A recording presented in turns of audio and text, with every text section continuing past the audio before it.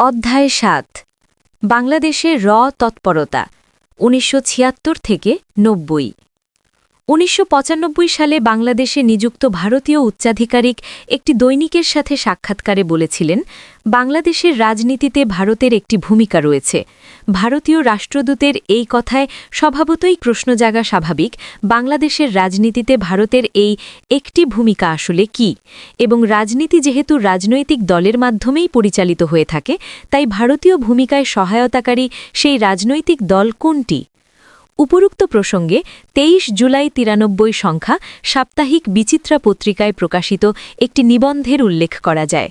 বাংলাদেশ ভারত সম্পর্ক শিরোনামের উক্ত নিবন্ধে প্রয়াত সাংবাদিক জনাব শামসুর রহমান উল্লেখ করেছিলেন, ৭৫ পরবর্তীতে বাংলাদেশের ক্ষেত্রে যা তারা ভারত গ্রহণ করেছিল তাতে তাদের মৌল নীতি ছিল দুটি: ১. বাংলাদেশে ভারত অনুগত সরকার প্রতিষ্ঠিত করা এবং ভারতের স্বার্থের বাহক দল ও বাকিদেরকে আনুকূল্য প্রদান করা, এবং ২. প্রথম কৌশল ব্যর্থ হলে বিভিন্নভাবে চাপ ও প্রভাব বিস্তার করে ক্ষমতাসীন সরকারকে নতজানু করানো, যাতে আর্থিক, রাজনৈতিক ও পররাষ্ট্র নীতির বাস্তবায়নে বাংলাদেশ ভারতের বাধা হয়ে না দাঁড়ায়।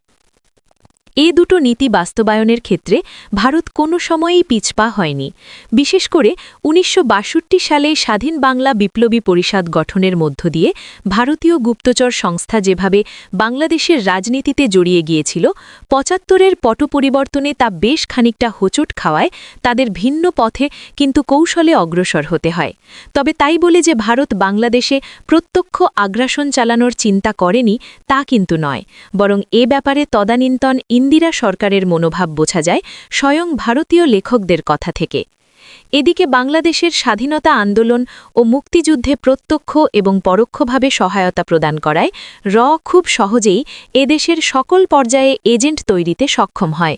বাংলাদেশ স্বাধীন হওয়ার পরও তারা এই সকল এজেন্টদের নিষ্ক্রিয় করে দেয়নি, বরং শেখ মুজিব সরকার, যাদের সাথে আপাতদৃষ্টিতে ভারতের সুসম্পর্ক ছিল বলে ধারণা করা হয়, সেই মুজিব আমলেও তৎপরতা সমান তালে অব্যাহত ছিল। এমনকি সে সময় এজেন্টরা নব্য স্বাধীন রাষ্ট্রের বিভিন্ন বিষয়ে নজর রাখা অব্যাহত রাখে। তবে স্বাধীনতা প্রাপ্তির পর থেকেই বাংলাদেশের প্রতি ভারত সরকারের আচরণ ছিল আগ্রাসী মনোভাবাপন্ন। ফলে বাংলাদেশের জনগণ ভারতকে সন্দেহ ও ঘৃণার বস্তু হিসেবে দেখতে শুরু করে। এই ঘৃণা ও সন্দেহের কারণে ভারতের সাথে বাংলাদেশের মৈত্রীর ব্যাপার ছিল বিরাট প্রশ্নের সম্মুখীন। ৭১-এর পর সোভিয়েত মার্কিন সম্পর্কে অবনতি ঘটে। সে সময় গোটা বিশ্ব দুভাগে বিভক্ত হয়ে পড়ে, পরস্পর মুখোমুখি ভূমিকায় অবতীর্ণ হয়। দক্ষিণ পূর্ব এশিয়ায় ভারত সোভিয়েত ইউনিয়নের মিত্র শক্তি হিসেবে পরিচিতি লাভ করে। অপরদিকে ভিয়েতনাম ও কম্বোডিয়ায় পরাজয়ের পর মার্কিন যুক্তরাষ্ট্রের প্রভাব এ অঞ্চলে হ্রাস পেতে থাকে। বাংলাদেশের মুক্তিযুদ্ধে পাকিস্তানের পরাজয়ে ভারতের আত্ম অহংকার হঠাৎ করে বেড়ে যায়। একই সাথে দক্ষিণ পূর্ব এশিয়ায় মার্কিন পরাজয়ে ভারতের আত্মবিশ্বাস আরও বেড়ে যায়। এই দুই ইচ্ছাশক্তির জোরে ভারত নিজেকে এ অঞ্চলের মুরব্বী হিসেবে গড়ে তুলতে শুরু করে। শুরু হয় তৃতীয় বিশ্বের দারিদ্র্যপীড়িত একটি দেশের বিশাল সমরসজ্জা, দক্ষিণ পূর্ব এশিয়াকে নিজের বলয়ভুক্ত করার সাম্রাজ্যবাদী প্রক্রিয়া। ১৯৭১ সালের ভারতের তৎকালীন প্রধানমন্ত্রী ইন্দিরা গান্ধী ও সেনা কর্মকর্তারা দক্ষিণ এশিয়া সহ অস্ট্রেলিয়ার জলসীমা পর্যন্ত ভারতের একাধিপত্য কায়েমের মাস্টার প্ল্যান তৈরি করে। সোভিয়েত ইউনিয়ন সহ পাশ্চাত্যের কয়েকটি দেশ এ মাস্টার প্ল্যান বাস্তবায়নে ভারতকে সকল প্রকার সহযোগিতা দিতে শুরু করে। বিপুল পরিমাণ বৈদেশিক মুদ্রা অপচয় করে ভারত অত্যাধুনিক অস্ত্রে নিজেকে সজ্জিত করতে থাকে। এ মাস্টার প্ল্যানের চূড়ান্ত বাস্তবায়নের জন্য তার প্রয়োজন হয় রাজনৈতিক সমর্থনের। এই লক্ষ্যে প্রতিবেশী দেশের উপর স্নায়বিক চাপ প্রয়োগের নীতি গ্রহণ করে ভারত। প্রতিবেশী বাংলাদেশ, ভুটান, নেপাল, শ্রীলঙ্কা, মালদ্বীপ ও পাকিস্তানের অভ্যন্তরে বিভিন্ন সমস্যা সৃষ্টির কৌশল গ্রহণ করে ভারত। মাঠে নামিয়ে দেয় ভারতীয় গোয়েন্দা সংস্থা কে। উপরোক্ত দেশগুলোর মধ্যে মালদ্বীপ ও ভুটানের কোনো স্বাধীন পররাষ্ট্র নীতি নেই। এরা ভারতীয় বাজারের ক্রেতা। বাকি দেশগুলোর মধ্যে পাকিস্তান একমাত্র প্রতিদ্বন্দ্বী হিসেবে আত্মপ্রকাশ করে। স্বাধীনতার পর মুজিব সরকারের উপর ছিল ভারতের একছত্র প্রভাব। এই প্রভাব বিস্তার করতে ভারত সরকার আশ্রয় নেয় বিভিন্ন কৌশলের। শেখ মুজিব তার স্বাধীনচেতা ব্যক্তিত্বর জন্যে ভারতের এ ধরনের নাক গলানো নীতিতে প্রায়শ বিরক্ত হতেন। ভারতীয় গোয়েন্দা সংস্থার এই কারণে শেখ মুজিবকে পুরোপুরি বিশ্বাস করত না। শেখ মুজিবকে জনগণ থেকে বিচ্ছিন্ন করার কাজে উঠে পড়ে লাগে। মুজিব মন্ত্রিসভায় কয়েকজন এ সময় এর পক্ষে কাজ করত। অতঃপর ৭৫-এর ১৫ আগস্ট শেখ মুজিবকে হত্যা করা হয়। এই অবস্থায় খানিকটা দিশেহারা হয়ে পড়লেও ৭৫-এর ৩রা নভেম্বর আবার তারা বাংলাদেশে নিয়ন্ত্রণ প্রতিষ্ঠার দ্বার প্রান্তে উপনীত হয়। ব্রিগেডিয়ার খালেদ মোশাররফের নেতৃত্বে যে পরিস্থিতিতে ও যেভাবে ৩রা নভেম্বরের অভ্যুত্থান সংঘটিত হয় মুজিব হত্যাকাণ্ডের মাত্র ৮০ দিনের মাথায়, তাতে এটা স্পষ্টতই প্রতীয়মান হয় যে এতে পরোক্ষ বা প্রত্যক্ষ গোপন ভারতীয় সমর্থন ছিল। এই প্রেক্ষিতে ৭ নভেম্বরের সিপাহী জনতার বিপ্লব সংঘটিত হয় এবং বাংলাদেশের রাষ্ট্র ক্ষমতায় আবির্ভূত হন জিয়াউর রহমান। স্বাধীন বাংলাদেশের ইতিহাসে এর অপতৎপরতার বিপক্ষে অন্য কোনো শাসক তার মতো রুখে দাঁড়াননি এবং এই কারণেই জিয়াকেও মোকাবিলা করতে হয়েছে ভয়াবহ সব গোপন কার্যক্রম।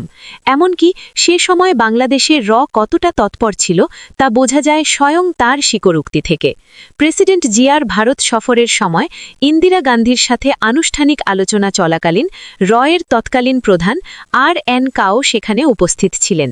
ইন্দিরা গান্ধীর এক প্রশ্নের জবাবে জিয়া কাউকে উল্লেখ করে মন্তব্য করেন, যতটুকু না আমি জানি তার থেকে এই ভদ্রলোক বেশি জানেন আমার দেশ কিভাবে চলছে। জিয়ার শাসনামলে এমন কোনো কার্যক্রম চালাতে বাকি রাখেনি যার মাধ্যমে বাংলাদেশি জাতীয়তাবাদী আদর্শের পতন ঘটানো যায়। এই ক্ষেত্রে জিয়ার যেসব পদক্ষেপ ভারতের মাথা ব্যথার কারণ হয়ে দাঁড়ায় সেগুলি হল: ১. জিয়া পররাষ্ট্র নীতির ক্ষেত্রে ভারতীয় বলয়ের বাইরে এসে চীন, পাকিস্তান ও মুসলিম দেশগুলোর সাথে দৃঢ় সম্পর্ক গড়ে তোলেন। বস্তুত বিদেশ নীতির এই কৌশলের কারণেই ভারত প্রস্তুতি নেওয়ার পরও বাংলাদেশি সামরিক আগ্রাসন পরিচালনার দ্বার প্রান্তে এসেও পিছিয়ে যেতে বাধ্য হয়। ২. মুক্তিযুদ্ধকালীন তদানীন্তন প্রবাসী সরকার ভারতের সাথে গোপন ৭ দফা চুক্তি প্রণয়ন করেন। এর একটি ধারা ছিল যে বাংলাদেশের স্বতন্ত্র কোনো সশস্ত্র বাহিনী থাকবে না। পরবর্তীতে মুজিব আমলে ভারতের সাথে ২৫ বছর মেয়াদী মৈত্রী চুক্তিতেও অধীনতামূলক বহু ধারা সংযোজিত ছিল। এইসব কারণে ইচ্ছে থাকা সত্ত্বেও শেখ মুজিব সশস্ত্র বাহিনীকে সুসজ্জিত করে গড়ে তুলতে পারেননি। কিন্তু জিয়া ভারতীয় চাপকে উপেক্ষা করে একটি শক্তিশালী সশস্ত্র বাহিনী গঠনের উদ্যোগ নেন এবং খুব কম সময়ের মধ্যে তিনি মুজিব আমলের ১ ডিভিশনকে ৫ ডিভিশনে উন্নীত করেন। এছাড়া তিনি একটি ছায়া প্রতিরক্ষা নীতিও প্রণয়ন করেন, যার আলোকে সম্ভাব্য ভারতীয় অগ্রাসন মোকাবিলায় কি পদক্ষেপ নেওয়া যায় সেজন্য প্রস্তুতিও চলতে থাকে। ৩. জেনারেল জিয়ার বাংলাদেশি জাতীয়তাবাদী দর্শন ভারতকে সবচেয়ে বেশি বিচলিত করে তোলে। ৪. কথিত ভারতীয় সেকুলার দর্শন ও সাংস্কৃতিক আধিপত্য বিস্তারের মাত্রা জেনারেল জিয়ার শাসনামলে সংকুচিত হয়ে আসে। ৫. অর্থনৈতিক খাতে ভারত নির্ভরতা হ্রাস পাওয়ায় ভারতীয় নীতি নির্ধারকগণ যার পর নাই চিন্তিত হয়ে পড়েন। ৬. ভারত যে দলটিকে বন্ধু মনে করত তার রাজনৈতিক অপমৃত্যু ঘটার আশঙ্কা দেখা দেওয়ায় কর্মকর্তাগণ জেনারেল জিয়ার শাসনামলকে ভারতের স্বার্থের পরিপন্থী বলে চিহ্নিত করেন। এ অবস্থার পরিপ্রেক্ষিতে ভারতীয় নীতি নির্ধারকগণ ২টো উপায় অবলম্বনের সিদ্ধান্ত নেন। এর একটি হল যে কোনোভাবে জেনারেল জিয়াকে উৎখাত করা বা সম্ভব হলে হত্যা করা, ও দ্বিতীয়টি হচ্ছে যদি বা যতদিন তা করা সম্ভব না হয় ততদিন জিয়া প্রশাসনকে বিভিন্নমুখী চাপে ব্যতিব্যস্ত করে রাখা, যাতে তারা দেশ গড়ায় নজর দিতে না পারেন এবং পক্ষান্তরে বিশৃঙ্খল পরিস্থিতির সৃষ্টি করা যায়। উপরোক্ত সূত্রের আলোকে প্রথম লক্ষ্যকে চূড়ান্ত সিদ্ধান্ত ধরে নিয়ে জিয়া প্রশাসনকে বিশৃঙ্খল করে তোলায় পদক্ষেপ গ্রহণ করে। এক্ষেত্রে এই ধরনের উল্লেখযোগ্য কয়েকটি তৎপরতার বিবরণ তুলে ধরা হল। কাদেরিয়া বাহিনী সৃষ্টি। শেখ মুজিবুর রহমান নিহত হবার পর তদানীন্তন আওয়ামী নেতা কাদের সিদ্দিকী, যিনি বাঘা সিদ্দিকী নামে পরিচিত, তিনি জিয়া সরকারের বিরুদ্ধে বিদ্রোহ ঘোষণা করেন এবং ভারতে গিয়ে আশ্রয় নেন। উল্লেখ্য যে কাদের সিদ্দিকীর সাথে রয়ের ঘনিষ্ঠ যোগাযোগ ছিল। রয়ের সহযোগিতায় তিনি কিভাবে বাংলাদেশ সেনাবাহিনী তথা সরকারের বিরুদ্ধে সশস্ত্র যুদ্ধে অবতীর্ণ হন তার বিবরণ পাওয়া যায় সম্পর্কে লিখিত ভারতীয় লেখক অশোকা রায়নার বইয়ে। ইনসাইড ভারতীয় গুপ্তচর সংস্থার অজানা অধ্যায় শিরোনামের ওই বইটিতে কাদেরিয়া বাহিনী সৃষ্টি সম্পর্কে বলা হয়, টাইগার সিদ্দিকী, যিনি দেশের মুক্তিযুদ্ধে অংশগ্রহণ করেছিলেন, তিনি বঙ্গবন্ধু শেখ মুজিবুর রহমানের স্মৃতিকে চির অম্লান করে রাখার সংকল্প ব্যক্ত করেন। তিনি তার সাথে তৎকালীন ক্ষয়প্রাপ্ত মুক্তিবাহিনীর 16,000-20,000 সদস্য নিয়ে সীমান্ত অতিক্রম করে পশ্চিমবঙ্গে এসে আশ্রয় নেন। টাইগার সিদ্দিকী স্বাধীনতা যুদ্ধের সময় যে সমস্ত সদস্যের সাথে পরিচিত ছিলেন, তিনি পুনরায় সাহায্য ও নিরাপত্তার আশায় তাদের সাথে যোগাযোগ করেন। বাংলাদেশে তিনি ও তার লোকজন তখন গ্রেপ্তারের তালিকায় ছিলেন। প্রাপ্ত তথ্যানুযায়ী জানা যায় যে তাড়াহুড়ো করে জড়ো হওয়া মুক্তি ফৌজের উদ্দেশ্য ছিল মুজিববাদকে পুনর্জীবিত করা। সিদ্দিকী তার 3 জন সঙ্গীসহ দিল্লিতে যেয়ে ধারণা দিতে থাকেন। তাদের চাহিদা ছিল অত্যন্ত স্বাভাবিক ও সরল প্রকৃতির, যেমন পূর্বের মতো বেসরকারি গোপন সমর্থন প্রদান ও তাদের পুনঃসংগঠিত হওয়ার জন্য প্রয়োজনীয় অর্থদান। ভারতীয় সরকার তাদের দাবি পূরণে সম্মত হন, কিন্তু এর সাথে একটি শর্ত জুড়ে দেওয়া হয় যে মুক্তি ফৌজ বাংলাদেশের সীমানা থেকে কার্যক্রম পরিচালনা করবে এবং এই পদক্ষেপ শুধুমাত্র মুজিবের স্বপ্নসাধ পুনর্জীবিত করার জন্য সীমিত সময়ে পরিচালিত হবে। তারা শুধুমাত্র চরম অসুবিধাজনক পরিস্থিতিতেই ভারতীয় আশ্রয়স্থান ব্যবহার করতে পারবেন। এই শর্তে মুক্তি ফৌজ রাজি হয়ে যায়, কারণ বাংলাদেশ রাইফেলস তাদেরকে কুচিত কখনো আক্রমণ করত এবং প্রায় সময় তারা নিষ্ক্রিয় থাকতে বললেই চলে। শেখ মুজিবের প্রতি অগাধ শ্রদ্ধা থাকার পাশাপাশি আরেকটি বিশেষ কারণে তারা মুক্তি ফৌজকে সাহায্য করতে রাজি হয়েছিলেন, আর তা হচ্ছে ভারতীয় কর্তৃপক্ষ বিভিন্ন তথ্য উপাত্তের মাধ্যমে জানতে পারে যে বাংলাদেশ মিজো গেরিলাদের আশ্রয় দিয়ে চীনাদের প্রশিক্ষণ দেওয়ার সুযোগ দিয়েছে এবং কাদের বাহিনীর মুক্তিসেনারা তাদের ধারণায় এ ধরনের তৎপরতাকে প্রতিহত করার ক্ষমতা রাখে। সুতরাং রয়ের মাধ্যমে সিদ্দিকীকে ভারতীয় সরকারের সাহায্য অব্যাহত থাকে। শান্তি বাহিনী গঠন। শান্তিবাহিনী যে রয়ের তত্ত্বাবধানে সৃষ্ট, এ নিয়ে দ্বিমতের কোনো অবকাশ নেই। এক্ষেত্রেও প্রমাণ হিসাবে ইনসাইড বইয়ে উদ্ধৃত তথ্যের উল্লেখ করা যায়। এ ব্যাপারে উক্ত বইতে বলা হয়, বাংলাদেশের পূর্ব সীমান্তের একদম শেষ পর্যায়ে যেখানে পার্বত্য চট্টগ্রাম অবস্থিত, সেখানকার চাকমা গেরিলাদেরাও মুক্তিবাহিনীর মতো সাহায্য করে, যাদেরকে একসময় অপারেটিভ ও ভারতীয় সেনাবাহিনী বাংলাদেশ স্বাধীনতা যুদ্ধের সময় সাহায্য করেছিল। চাকমারা ইয়াহিয়া খানের সময় বিদ্রোহী হয়ে উঠতে শুরু করে। পূর্ব পাকিস্তান সরকার কাপ্তাই নদীর ওপর একটি বাঁধ তৈরি করে, ফলে ওই এলাকার চাকমাদের অন্য স্থানে পুনর্বাসন করা হবে বলে সরিয়ে নেওয়া হয়। কিন্তু বাস্তবে ওই পুনর্বাসন কখনো করা হয়নি, বরং এর পরিবর্তে 70-এর দশকে বাঙালি মুসলিম জনগণ দরিদ্র চাকমাদের নিকট থেকে সহায় সম্পত্তি ক্রয় করা আরম্ভ করে এবং এর পরপর ধর্মান্তরীকরণ প্রক্রিয়াও একই সাথে চলতে থাকে। বাংলাদেশ স্বাধীন হওয়ার পর চাকমাদের কিছু সময়ের জন্য সাহায্য করা হয়, কিন্তু মুজিব হত্যাকাণ্ডের পর আবার সেই ধর্মান্তরীকরণ পুরোদমে আরম্ভ হয়ে যায়। তাই তারা বাধ্য হয়ে সাহায্যের আশায় ভারতে আসতে শুরু করে। মুক্তিবাহিনীর মতোই তারা তাদের পুরনো কন্ট্যাক্টদের সাথে যোগাযোগ করার চেষ্টা চালিয়ে যায় এবং অবশেষে যোগাযোগ স্থাপনে সক্ষম হয়। আগরতলা অতিক্রম করে এসে তারা দর কষাকষি শুরু করে। তাদের পরিবার পরিজন ও শিশুদের নিরাপত্তা বিধান ভারতীয় সরকার মেনে নেন। তারা নিজস্ব যুদ্ধ চালিয়ে যেতে অত্যন্ত দৃঢ় প্রতিজ্ঞ ছিল। তারা একটি সংকীর্ণ করিডোরের নিরাপত্তা নিশ্চিত হওয়ার জন্য ভারতীয় সরকারকে অনুরোধ করে, যার মাধ্যমে তাদের পরিবার পরিজন ভারতে অনুপ্রবেশ করতে পারে।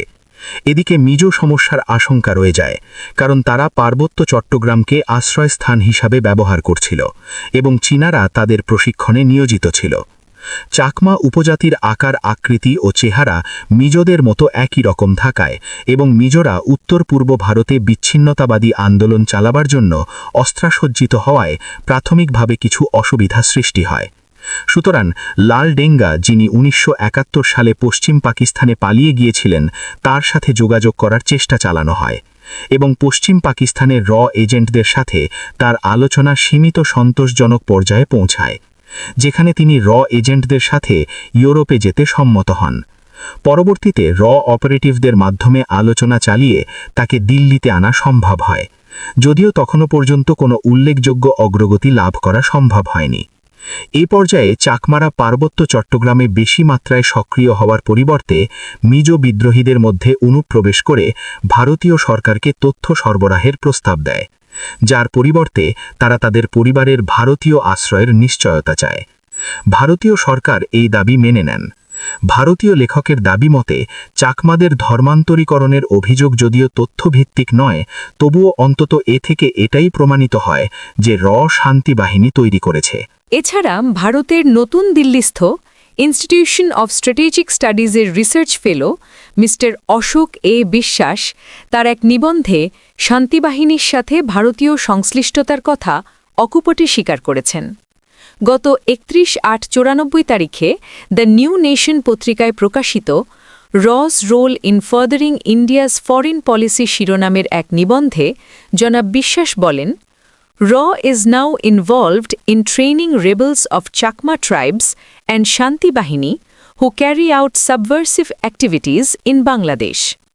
অর্থাৎ এখন চাকমা সম্প্রদায় ও শান্তি বাহিনীকে প্রশিক্ষণ দেয় প্রত্যক্ষভাবে জড়িত, যারা বাংলাদেশের অভ্যন্তরে বিভিন্ন রকম নাশকতামূলক কাজের সাথে জড়িত। ঠিক একইভাবে পার্বত্য চট্টগ্রাম জুম শরণার্থী কল্যাণ সমিতির এককালীন সভাপতি উপেন্দ্রলাল চাকমা ১৯৯১ সালে অন্যান্য শান্তিবাহিনী নেতাদের সাথে মতভেদ দেখা দেয়ার পর বলে ফেলেন যে শান্তিবাহিনীর নেতৃত্ব মূলত ভারতীয় গোয়েন্দা সংস্থার হাতে ন্যস্ত। ভারত শুধু যে শান্তিবাহিনী সৃষ্টি করেছে তাই নয়, বরং প্রথম থেকেই যাবতীয় উপায়ে শান্তি সেনাদের প্রশিক্ষণ ও সমরাস্ত্র প্রদান করেছে। এ ব্যাপারে আত্মসমর্পণকারী বেশ কয়েকজন শান্তি সেনার কাছ থেকে জানা যায় যে বেশ কিছু শান্তিবাহিনী সদস্য ১৯৭৬ সালে ভারতের দেরাদুনে গুরিলা যুদ্ধ ও জুনিয়র লিডার কোর্সের প্রশিক্ষণ লাভ করে। প্রশিক্ষণপ্রাপ্ত এসব শান্তিবাহিনী সদস্য প্রাথমিকভাবে দখলদার পাকিস্তানি বাহিনী ও রাজাকারদের পরিত্যক্ত অস্ত্র দিয়ে সশস্ত্র আন্দোলনের কাজ শুরু করে। ১৯৭৫ সালের সন্ত্রাসীরা ভারতীয় এর মাধ্যমে নভেম্বর ৭৫, মার্চ ৭৭, আগস্ট ৭৯ এবং জুলাই ৮৯-এ ৫ বার বড় ধরনের অস্ত্র, গোলাবারুদ ও বিস্ফোরকের চালান পেয়েছে। সশস্ত্র বাহিনীতে অভ্যুত্থান সংগঠন ৭ নভেম্বর ৭৫-এর সিপাহী জনতার বিপ্লবের পর জিয়া যখন বাংলাদেশের শাসন ক্ষমতায় আবির্ভূত হন, তখন সশস্ত্র বাহিনীতে একটির পর একটি অভ্যুত্থান সংঘটিত হয়। অথচ আলীগ শাসনামলে যেখানে সশস্ত্র বাহিনীকে সুসংগঠিতভাবে গড়ে তোলা হয়নি, দেয়া হয়নি পর্যাপ্ত বাজেট, সেখানে জেনারেল জিয়া সশস্ত্র বাহিনীকে গড়ে তোলায় মনোনিবেশ করেছিলেন। খুব অল্প সময়ের মধ্যে তিনি সেনাবাহিনীর আকার বৃদ্ধি করতে সক্ষম হন এবং ১৯৭৪-৭৫ অর্থবছরে যেখানে প্রতিরক্ষা বাজেট ছিল মাত্র ৭৫০ মিলিয়ন টাকা, সেখানে ১৯৭৬-৭৭ অর্থবছরে বরাদ্দ দেওয়া হয় ২০৬২ মিলিয়নে, যা ১৯৭৭-৭৮-এ বৃদ্ধি পেয়ে দাঁড়ায় ২১৯৪-এ।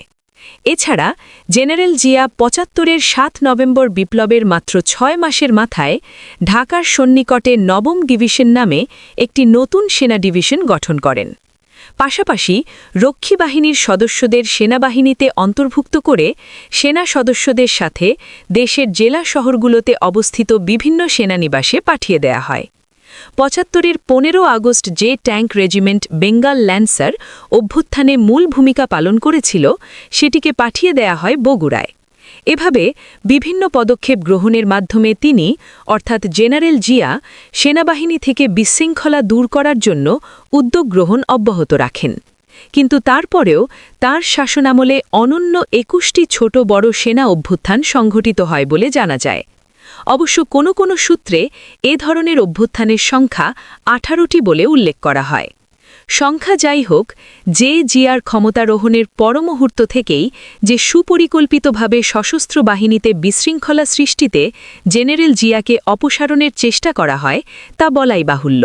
এবং বিভিন্ন তথ্য প্রমাণ থেকে দেখা যায় এ ধরনের বেশিরভাগ অভ্যুত্থানই সংঘটিত হয়েছিল ভারতীয় চর সংস্থার ইন্ধনে।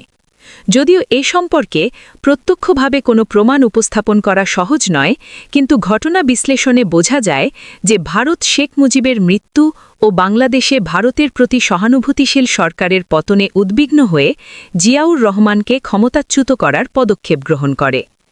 এক্ষেত্রে প্রথমেই লক্ষ্য করা যায় যে জিয়া ক্ষমতা গ্রহণের প্রায় একই সাথে ভারতীয় পত্রপত্রিকায় বাংলাদেশে প্রো জিয়া ও প্রো মুজিব বাহিনীর মধ্যে কাল্পনিক সংঘাতের খবর ধারাবাহিকভাবে প্রচারিত হতে থাকে। একথাও ভারতের প্রভাবশালী পত্রিকায় বলা হয় যে সেনাবাহিনীর অভ্যন্তরে ও বাইরে উভয় ক্ষেত্রেই মুজিব অনুসারীরা জিয়ার বিরুদ্ধে অস্ত্র হাতে তুলে নিয়েছে।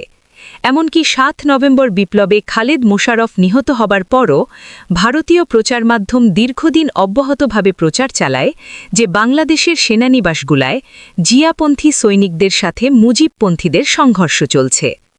এভাবে যে জিয়ার শাসনামলের প্রাথমিক ধাপেই ভারত সুপরিকল্পিতভাবে বাংলাদেশ সেনাবাহিনীতে বিশৃঙ্খলা সৃষ্টিতে ইন্ধন জুগিয়েছে। পরবর্তীতে জিয়াউর রহমান নিহত হবার সময় পর্যন্ত বাংলাদেশ সশস্ত্র বাহিনীতে যেসব কু বা অভ্যুত্থান সংঘটিত হয় তার পিছনে এর সংশ্লিষ্টতা নিয়ে সন্দেহ পোষণ করার যথেষ্ট কারণ রয়েছে। বিশেষ করে ভারতীয় পত্রপত্রিকায় এতৎসংক্রান্ত বিভ্রান্তিকর প্রচারণাই এক্ষেত্রে প্রমাণ হিসেবে যথেষ্ট। এছাড়া জিয়াউর রহমানের শাসনামলে সংঘটিত এসব অভ্যুত্থান প্রক্রিয়ায় যে যুক্ত ছিল তার একটি পরোক্ষ প্রমাণ পাওয়া যায় ভারতীয় সানডে পত্রিকার ৮ সংখ্যায় প্রকাশিত দ্য সেকেন্ড ওন্ডেড প্রফেশন শীর্ষক একটি প্রতিবেদন থেকে। সানডের ওই প্রতিবেদনটি ৮৮ সালের সেপ্টেম্বর মাসে দৈনিক মিল্লাত পত্রিকায় ধারাবাহিকভাবে প্রকাশিত হয়। সানডেতে উল্লেখ করা হয় যে ৭৫ সালে ইন্দিরা গান্ধীর অনুমোদন নিয়ে ভারতীয় গোয়েন্দা সংস্থার বাংলাদেশের প্রেসিডেন্ট জিয়াউর রহমানের হত্যার চক্রান্ত বাস্তবায়নে অগ্রসর হয়। ৭৭ সালে ভারতে জনতা পার্টি নির্বাচনে জয়ী হলে তৎকালীন প্রধানমন্ত্রী মোরারজি দেশাইয়ের ব্যক্তিগত হস্তক্ষেপে এর প্রথম দফা হত্যার চেষ্টা ভণ্ডুল হয়। যদিও ৮০তে ইন্দিরা গান্ধী নির্বাচনে বিজয়ী হবার পর বাংলাদেশের প্রেসিডেন্ট জিয়াউর রহমান নিহত হন। ওই প্রতিবেদনে কংগ্রেস সরকার বিরোধীদের বিরুদ্ধে গোয়েন্দাগিরি, ভিন্ন রাষ্ট্রের সার্বভৌমত্ব বিরোধী ও রাষ্ট্রপ্রধানদের প্রাণনাশের ব্যাপারে এর নাশকতামূলক তৎপরতার বিবরণ দেয়া হয়। বলা হয় ৭১ সালে বাংলাদেশে বৃহত্তর বিজয় সূচিত করলেও শেখ মুজিবের মৃত্যু আটকাতে সংস্থার ব্যর্থতা গাধামার্কা ভুলের বিব্রতকর পরিস্থিতির সৃষ্টি করে।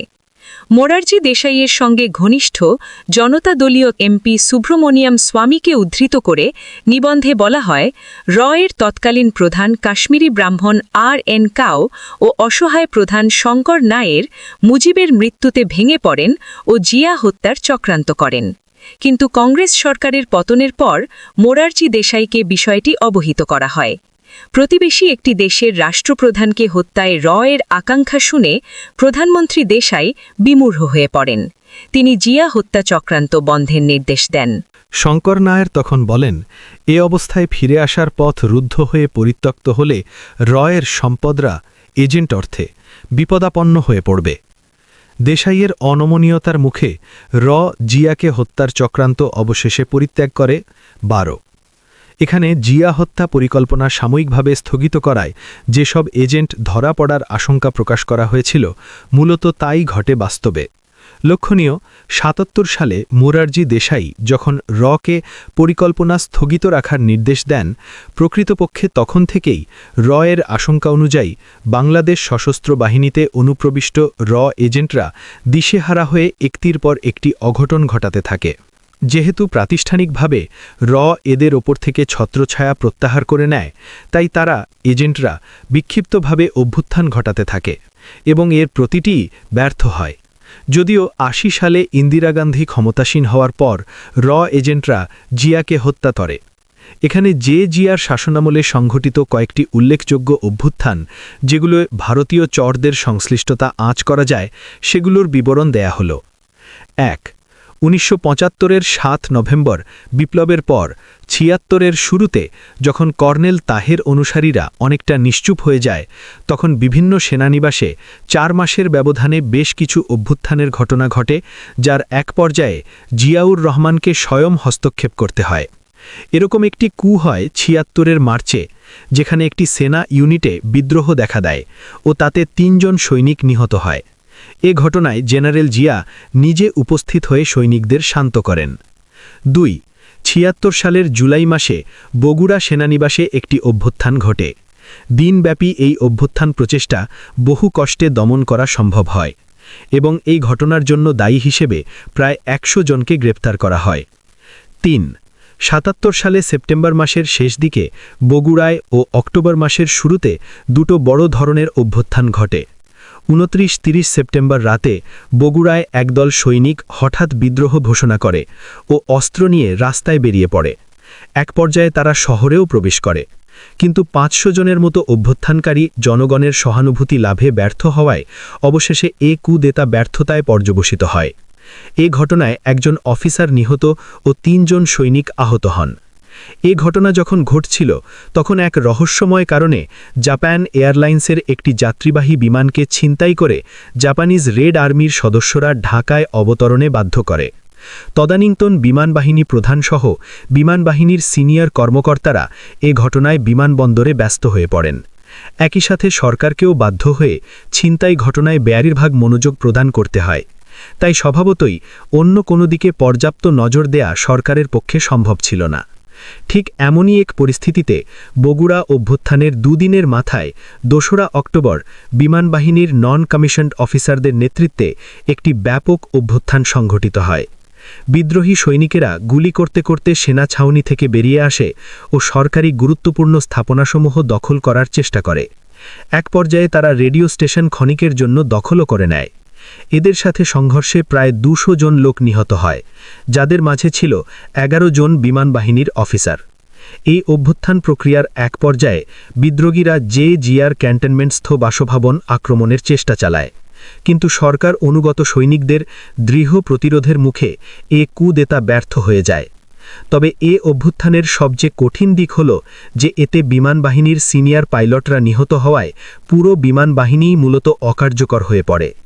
উল্লেখ্য, এ অভ্যুত্থান ঢাকায় সংঘটিত হলেও ভারতীয় প্রচার মাধ্যমে এমনভাবে প্রচার পায় যাতে মনে হয়েছিল দেশের অন্যান্য সেনানিবাসেও অভ্যুত্থান ঘটেছে এবং সরকার পতনের দ্বারপ্রান্তে এসে পৌঁছেছে। এ ধরনের আরও অনেক কু বা অভ্যুত্থান সংঘটিত হয়েছে জেনারেল জিয়ার শাসনামলে। এর অনেকগুলো জাতীয়ভাবে সেনাবাহিনী বা দেশকে প্রভাবিত করতে না পারলেও এগুলোর ইন্ধনদাতা ছিল মুষ্টিমেয় কিছু সৈনিক অফিসার। এরা বেতন ভাতা, সুযোগ সুবিধা, শ্রেণীহীন সমাজ গঠন ইত্যাদি কথা বলেই মূলত সেনা সদস্যদের উত্তেজিত করে তুলত। এরকম একটি অভ্যুত্থান ঘটেছিল রংপুরস্থ ৩ সিগন্যাল ব্যাটালিয়নে। তদানীন্তন রংপুর রেসিডেন্সিয়াল মডেল স্কুলে ছিল ৩ সিগন্যাল ব্যাটালিয়নের অবস্থান। ৭৭ সালে ডিসেম্বরের মাঝামাঝি এক বিকেলে হঠাৎ কিছু সৈনিক অস্ত্রাগার ভেঙে অস্ত্র, গোলাবারুদ নিয়ে বিদ্রোহ করে বসে। ঘটনা অনুসন্ধানে জানা যায়, জৈন একজন অফিসার একজন সৈনিকের সাথে খারাপ ব্যবহার করেছে, এ অজুহাতেই ওই বিদ্রোহের ঘটনা ঘটে। প্রকৃতপক্ষে জেনারেল জিয়ার শাসনামলে সেনাবাহিনীতে অনুপ্রবিষ্ট এজেন্টদের বিচ্ছিন্ন তৎপরতায় এসব অভ্যুত্থানের অন্যতম কারণ। এসব এজেন্টকে স্বাধীনতার পর যেমন নিয়োগ করতে সক্ষম হয়েছিল, তেমনি রক্ষী বাহিনীর সদস্যদের বাজ বিচার না করে গণহারে সেনাবাহিনীতে অন্তর্ভুক্ত করাতেও এর অনেক এজেন্ট সশস্ত্র বাহিনীতে তৎপর হওয়ার সুযোগ পায়। এ কথা হয়তো কারো অজানা থাকার কথা নয় যে রক্ষী বাহিনী সৃষ্টি হয়েছিল ভারতীয় দিক নির্দেশনা মতে। মুজিব বাহিনীর স্রষ্টা ভারতীয় মেজর জেনারেল এস উবান যেভাবে এর সক্রিয় উদ্যোগে মুজিব বাহিনী তৈরি করেছিলেন, তেমনি এই উবানই রক্ষী বাহিনী সৃষ্টির নেপথ্য কারিগর ছিলেন। ফলে সন্দেহ করার যথেষ্ট কারণ রয়েছে যে ভারতপন্থী এমনকি সরাসরি এর পরোক্ষ নিয়োগকৃত অনেকেই ছিলেন রক্ষী বাহিনীতে, এবং এরাই পরে মোরারজি দেশাই জিয়া হত্যা পরিকল্পনা স্থগিত করায় ধরা পড়ার হাত থেকে বাঁচার জন্য বিক্ষিপ্ত অভ্যুত্থান সংগঠন করেন। প্রেসিডেন্ট জিয়াউর রহমান হত্যাকাণ্ড। প্রেসিডেন্ট জিয়াউর রহমানকে হত্যা করা হয়েছিল কেন প্রবাদ প্রতিম জনপ্রিয়তার অধিকারী হয়েও তিনি অকালে প্রাণ হারান তারই হাতে গড়া সেনাবাহিনীর কতিপয় সদস্যের হাতে? কারা ছিল সে ঘাতক চক্রের প্রত্যক্ষ ও পরোক্ষ মদতদানকারী? চক্রান্তের মূল পরিকল্পক এসব প্রশ্নের উত্তর আজ করতে পারলেও এর পক্ষে তথ্য প্রমাণ খুঁজে পাওয়া বেশ দুষ্কর বৈকি, বিশেষ করে যেখানে জিয়া হত্যায় বাংলাদেশের একটি বিশেষ মহল জড়িত, যারা রাজনৈতিকভাবে বেশ শক্তিশালীও বটে। সেখানে অনেক কিছুই আজ হারিয়ে যাচ্ছে অপপ্রচারণার ইতিহাসে। তবে কারা জিয়া হত্যায় জড়িত ছিল ও কাদের জন্য তাকে হত্যা করেছিল একটি দেশের গুপ্তচর সংস্থা, তা সহজেই বোঝা যায় সেই প্রতিবেশী দেশের স্বনামখ্যাত বিশ্লেষকগণের লেখা থেকে। এক্ষেত্রে প্রথমেই উল্লেখ করা যায় ভারতীয় প্রতিরক্ষা গবেষক পার্থসারথী ঘোষের 14 কথা। প্রেসিডেন্ট জিয়াকে ক্ষমতাচ্যুত করে ভারত আসলে কাদের বাংলাদেশের রাষ্ট্র ক্ষমতায় আনতে চাইছিল, সে রহস্য পার্থ ঘোষ কোনো রাগঢাক না করেই ফাঁস করে দেন তার এক লেখায়। প্রেসিডেন্ট জিয়া হত্যাকাণ্ডের পর বাংলাদেশে যখন প্রেসিডেন্ট নির্বাচনের প্রস্তুতি চলছিল, সে সময় 29 অগস্ট 81 সংখ্যা ভারতীয় মেইন স্ট্রিম পত্রিকায় লিমিটস অফ ডিপ্লোমেসি বাংলাদেশ শিরোনামে তার এক নিবন্ধ প্রকাশিত হয়। এ নিবন্ধে তিনি উল্লেখ করেন, আসন্ন নির্বাচনের ফলাফল থেকে ভারত কী পাবে তা বিচার্য বিষয় নয়, কিন্তু মুজিব ও তার উত্তরসূরিদের সাথে অভিজ্ঞতার আলোকে এটা বলা যায় যে শেখ হাসিনার নেতৃত্বাধীন আওয়ামী লীগের মধ্যেই ভারতের একটি শক্ত ভিত রয়ে গেছে। এবং যেহেতু আওয়ামী লীগের মধ্যেই কেবল ভারতের ভিত রয়ে গেছে, তাই এই আওয়ামী লীগকে যে কোনো উপায়ে ক্ষমতায় আনাই ছিল ভারতের লক্ষ্য। এ ব্যাপারে ভারতের গৃহীত পদক্ষেপ সম্পর্কে অত্যন্ত সুস্পষ্টভাবে মিস্টার পার্থসারথী ঘোষ মন্তব্য করেন। কিন্তু ঘটনা প্রবাহ ভারতের অনুকূলে নিয়ে যাওয়ায় কিভাবে প্রভাব খাটানো যায়, এটি নিশ্চিত যে শুধু কূটনীতি দিয়ে তা করা সম্ভব নয়, বরং রাজনৈতিক ভিত্তি মজবুত করার জন্য আওয়ামী লীগকে গোপনীয়ভাবে যাবতীয় সাহায্য প্রদান করতে হবে এবং এরকম গোপন সাহায্য প্রদানের ক্ষেত্রে অতি অবশ্যই যে কোনো প্রকার নৈতিক সংস্কার বা নীতিকে বর্জন করতে হবে। অর্থাৎ এই বিশ্লেষণ থেকে একথাই প্রমাণিত হয় যে আওয়ামী লীগ ছাড়া অন্য কোনো রাজনৈতিক দলকে ভারত তাদের স্বার্থ রক্ষাকারী বলে মনে করে না, এবং এই আওয়ামী লীগকে ক্ষমতায় আনার জন্যই ভারতীয় গুপ্তচর সংস্থার জিয়া হত্যার পরিকল্পনা প্রণয়ন করে। এ ব্যাপারে 15 মার্চ 89 সংখ্যা দৈনিক আনন্দবাজার পত্রিকায় ঋতু সারিন প্রদত্ত তথ্যের উল্লেখ করা যায়। জনতাদলীয় এমপি মিস্টার সুব্রামানিয়াম স্বামীর উদ্ধৃতি দিয়ে তিনি উল্লেখ করেন, রই মূলত জিয়াকে হত্যা করেছে। এদিকে কলকাতা থেকে প্রকাশিত অপর একটি ইংরেজি সাপ্তাহিক সানডে পত্রিকায় প্রকাশিত একটি রিপোর্টের উদ্ধৃতি দিয়ে ঢাকার দ্য নিউ নেশন পত্রিকার এক রিপোর্টে বলা হয়, ভারতীয় গোয়েন্দা সংস্থার ভারতের প্রাক্তন প্রধানমন্ত্রী ইন্দিরা গান্ধীর অনুমোদনক্রমে প্রেসিডেন্ট জিয়াউর রহমানকে হত্যার ষড়যন্ত্র করে এবং নিষ্ঠুরভাবে হত্যা করে। উক্ত রিপোর্টে বলা হয় যে মুজিব হত্যার প্রতিশোধ হিসেবে ভারতে জিয়া হত্যার ষড়যন্ত্র দানা বাঁধে, কিন্তু ষড়যন্ত্র যখন পেকে ওঠে সেই সময় ইন্দিরা গান্ধীর কংগ্রেস সরকারের পতন ঘটে। মোরারজি দেশাই ক্ষমতায় আসেন। প্রতিবেশী রাষ্ট্রপ্রধানের বিরুদ্ধে হত্যা ষড়যন্ত্রের কথা শুনে তিনি সন্ত্রস্ত হয়ে ওঠেন এবং হত্যা বন্ধ করেন। এরপর 1980 সালে ইন্দিরা গান্ধী পুনরায় ক্ষমতায় এলে প্রেসিডেন্ট জিয়া নিষ্ঠুরভাবে নিহত হন। প্রেসিডেন্ট জিয়াকে হত্যা করার পেছনে ভারত জড়িত ছিল, এটা সন্দেহাতীতভাবে প্রমাণিত। এ ব্যাপারে হাজারো তথ্য প্রমাণ হয়তো অদূর ভবিষ্যতে উপস্থাপন করা সম্ভব হবে। তবে এখানে উল্লেখ মোটেও অপ্রাসঙ্গিক নয় যে জিয়া হত্যার সংবাদ সর্বপ্রথম প্রচার করেছিল আকাশবাণীর আগরতলার একজন সাংবাদিকের বরাত দিয়ে। প্রশ্ন হচ্ছে, সারা দুনিয়া জানার আগে আগরতলার সাংবাদিক কি করে খবর পেল চট্টগ্রাম সার্কিট হাউসে জিয়াউর রহমানকে হত্যা করা হয়েছে? জিয়া হত্যার দায়ে জড়িত 2 পলাতক সেনা অফিসার দীর্ঘকাল কোথায় কাদের আশ্রয়ে ছিল, এখনও একজন কলকাতা নগরীতে ব্যবসা বাণিজ্য করছেন। অন্যদিকে জিয়া হত্যার মাত্র 12 দিন পূর্বে শেখ হাসিনা ভারত থেকে বাংলাদেশে ফিরে আসেন। ভারত থেকে বাংলাদেশে প্রত্যাবর্তনের মাত্র 3 দিন পরেই ভারত সৈন্য নামিয়ে তালপট্টি দ্বীপটি দখল করে নেয়। সারা দেশ প্রতিবাদে ফেটে পড়লেও তিনি ছিলেন নিশ্চুপ। তার প্রত্যাবর্তনের 13 দিনের মাথায় দেশি বিদেশি চক্রান্তকারীদের হাতে নিহত হন প্রাণপ্রিয় নেতা প্রেসিডেন্ট জিয়াউর রহমান। হত্যাকাণ্ডের খবর পেয়ে সিলেট থেকে ঢাকা ফেরার সময় শেখ হাসিনা ব্রাহ্মণবাড়িয়ার সীমান্ত দিয়ে পাড়ি জমানোর প্রয়াস বজান। সীমান্তরক্ষীরা বাদ সাধেন।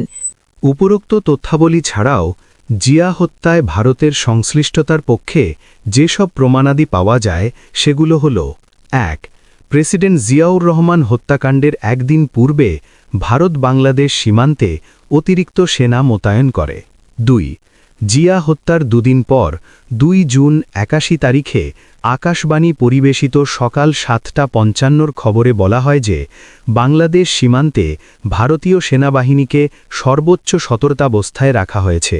3 আকাশবাণীর অন্য আরেক খবরে ভারতীয় সরকারের বরাত দিয়ে জানানো হয় এখনও পর্যন্ত বাংলাদেশ থেকে সহায়তার জন্য ভারতীয় সেনাবাহিনীকে আমন্ত্রণ জানানো হয়নি। 4 প্রেসিডেন্ট জিয়ার হত্যাকাণ্ডের সংবাদ পাওয়ার সাথে সাথেই ভারতীয় কর্তৃপক্ষ নয়াদিল্লিস্থ বাংলাদেশ হাই কমিশনে জানতে চান যে শেখ হাসিনাকে গ্রেফতার করা হয়েছে কিনা।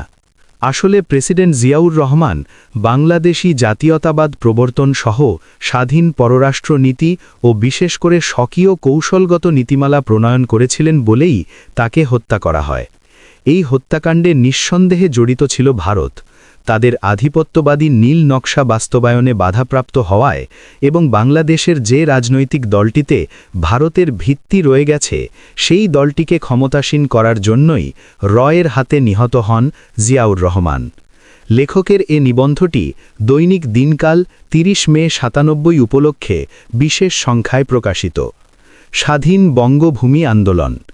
যে জিয়াউর রহমান নিহত হওয়ার পর বাংলাদেশের জনগণের প্রতিক্রিয়া লক্ষ্য করে তখনই প্রকাশ্যে মাঠে নামার সাহস পায়নি, কিন্তু 24 মার্চ 82 তারিখে যেদিন নির্বাচিত প্রেসিডেন্ট বিচারপতি সাত্তারকে সরিয়ে জেনারেল এরশাদ ক্ষমতা গ্রহণ করেন, ঠিক তার পরদিন অর্থাৎ 25 মার্চ 82 তারিখে ঘোষিত হয় তথাকথিত স্বাধীন বঙ্গভূমি নামের একটি পৃথক রাষ্ট্র। বাংলাদেশ ভারত সীমান্তবর্তী এলাকা খুলনা, যশোর, ফরিদপুর, কুষ্টিয়া, বরিশাল ও পটুয়াখালী নিয়ে এই স্বঘোষিত হিন্দু রাষ্ট্র গঠনের যাবতীয় চক্রান্ত চালানো হয় পশ্চিমবঙ্গ থেকে। ভারতীয় গুপ্তচর সংস্থা রয়ের প্রত্যক্ষ মদদে সৃষ্ট এই বঙ্গভূমি আন্দোলন শুধুমাত্র রাজনৈতিক দাবিই নয়, বরং একটি সশস্ত্র গ্রুপও তৈরি করা হয় বাংলাদেশে অনুপ্রবেশের জন্য। বঙ্গসেনা নামের এই সশস্ত্র বাহিনীটির নেতৃত্ব দেন একসময়কার আওয়ামী লীগ নেতা ড কালী দাস বৈদ্য। 4টি দলীয় সংগঠন বিএলও, বিএলটি, এলটিবি ও আরএসএসও পৃথক পৃথকভাবে স্বাধীন বঙ্গভূমি চক্রান্তে মদত যোগায়। 1982 সালে যখন বঙ্গভূমি আন্দোলন মাথাচাড়া দিয়ে ওঠে, তখন ভারতে রাষ্ট্রক্ষমতায় ছিলেন ইন্দিরা গান্ধী। ভারতে অব্যাহত সাম্প্রদায়িক দাঙ্গা থেকে চোখ সরানো বা অপরাধবোধ থেকে মুক্ত হওয়ার জন্য বাংলাদেশে হিন্দু নির্যাতনের ধোঁয়া তুলেই মূলত ইন্দিরা গান্ধী সে সময় অত্যন্ত ঠান্ডা মাথায় বাংলাদেশ বিরোধী এই ফ্রন্ট খোলায় কোনো রূপ রাষ্ট্রীয় শিষ্টাচারের পরিচয় দিতে পারেননি। একদিকে পার্বত্য চট্টগ্রামে শান্তিবাহিনী সৃষ্টি, দক্ষিণ পশ্চিমাঞ্চলে বঙ্গভূমি প্রতিষ্ঠার দাবি ও ময়মনসিংহ অঞ্চলে গারোল্যান্ড আন্দোলন উস্কে দিয়ে ভারত বাংলাদেশে মূলত ত্রিমুখী পরোক্ষ আগ্রাসন চালানোর পায়তারা করে। স্বাধীন বঙ্গভূমি চক্রান্ত সম্পর্কে 82 সাল থেকে নিয়ে এ পর্যন্ত পত্রপত্রিকায় প্রচুর প্রতিবেদন প্রকাশিত হয়েছে। জেনারেল এরশাদের শাসনামলের প্রায় পুরো সময়টুকুতে এ আন্দোলন অব্যাহত থাকলেও জুলাই থেকে এর মাত্রা ভীষণভাবে বৃদ্ধি পায়, যা বেগম জিয়ার শাসনামলেও স্থিমিত হয়নি। স্বাধীন বঙ্গভূমি চক্রান্ত সম্পর্কে এখানে 25 জুলাই 89 সংখ্যা সাপ্তাহিক সুগন্ধায় প্রকাশিত কলকাতা থেকে পাঠানো অমিত বিক্রম রানার একটি প্রতিবেদন পত্রস্থ করা হলো।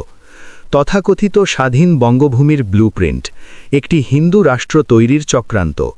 কলকাতা থেকে অমিত বিক্রম রানা। বাংলাদেশ ভারত সীমান্তবর্তী এলাকাসমূহের মধ্যে দীর্ঘদিন ধরেই পৃথক হিন্দু রাষ্ট্র গড়ে তোলার জন্য জোর প্রচেষ্টা চালানো হচ্ছে।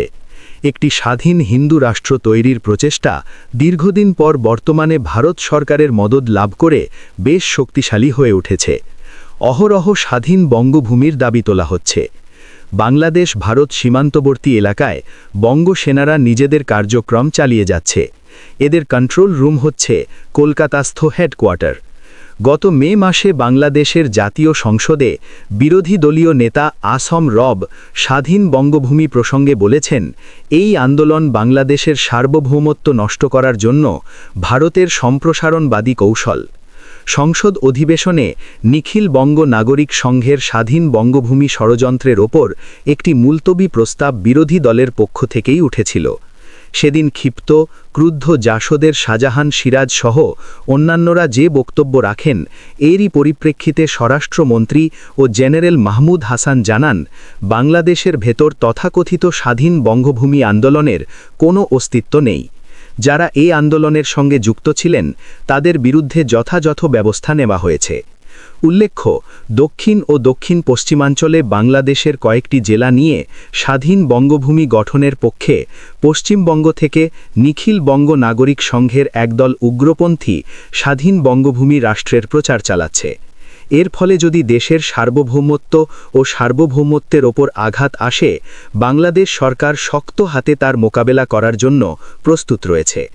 একই সংসদ অধিবেশনে প্রধানমন্ত্রী মওদুদ আহমেদ জানান, ভারতের মাটিতে বাংলাদেশের বিরুদ্ধে যে ষড়যন্ত্র ও সন্ত্রাসবাদী কাজকর্ম চালানো হচ্ছে, সুসম্পর্কের খাতিরে ভারত যেন এখনই তার বিরুদ্ধে কড়া ব্যবস্থা নেয়। স্বাধীন হিন্দু রাষ্ট্রের প্রথম ব্লুপ্রিন্ট। তথাকথিত স্বাধীন বঙ্গভূমি তৈরির চক্রান্ত গত কয়েক বছর ধরে তোড়জোড় চললেও স্বাধীন হিন্দু রাষ্ট্র চক্রান্তের প্রথম ব্লুপ্রিন্ট তৈরি হয় 50 দশকে। ড. কালিদাস বৈদ্য তার বঙ্গভূমি ও বঙ্গসেনা বইতে স্বীকার করেছেন, 1952 সালে কালিদাস বৈদ্য, চিত্তরঞ্জন ছুতর ও নীরদ মজুমদার এই 3 জন উগ্রপন্থী যুবক তৎকালীন পূর্ব পাকিস্তানে গিয়ে সংখ্যালঘু হিন্দু সম্প্রদায়ের মুক্তির জন্য ব্যাপক কর্মতৎপরতা চালান। সেই সাথে গোপনে হিন্দুদের স্বাধীনতা ও স্বতন্ত্র বাসভূমির কথাও প্রচার করেন। সাম্প্রতিক স্বাধীন বঙ্গভূমি আন্দোলনকে চাঙা করতে ড. কালিদাস বৈদ্য ও চিত্তরঞ্জন ছুতরি সবচেয়ে বেশি কাজ করছেন। এরা তৎকালীন পূর্ব পাকিস্তান ও বাংলাদেশে বহুদিন ভারতের এজেন্ট হিসেবে কাজ করেছেন। বাংলাদেশে চিত্তরঞ্জন ছুতর রাজনৈতিকভাবে বেশ প্রভাবশালী হয়ে ওঠেন। এর মূলে ছিল ভারত সরকারের সঙ্গে তার ঘনিষ্ঠ যোগাযোগ। মুজিব সরকারের ওপর প্রভাব খাটানোর জন্যই ইন্দিরা সরকার তাকে সবসময়ই যথাসাধ্যভাবে ব্যবহার করেছেন। এখনও তার সাথে বাংলাদেশি একটি দলের যোগাযোগ অব্যাহত রয়েছে।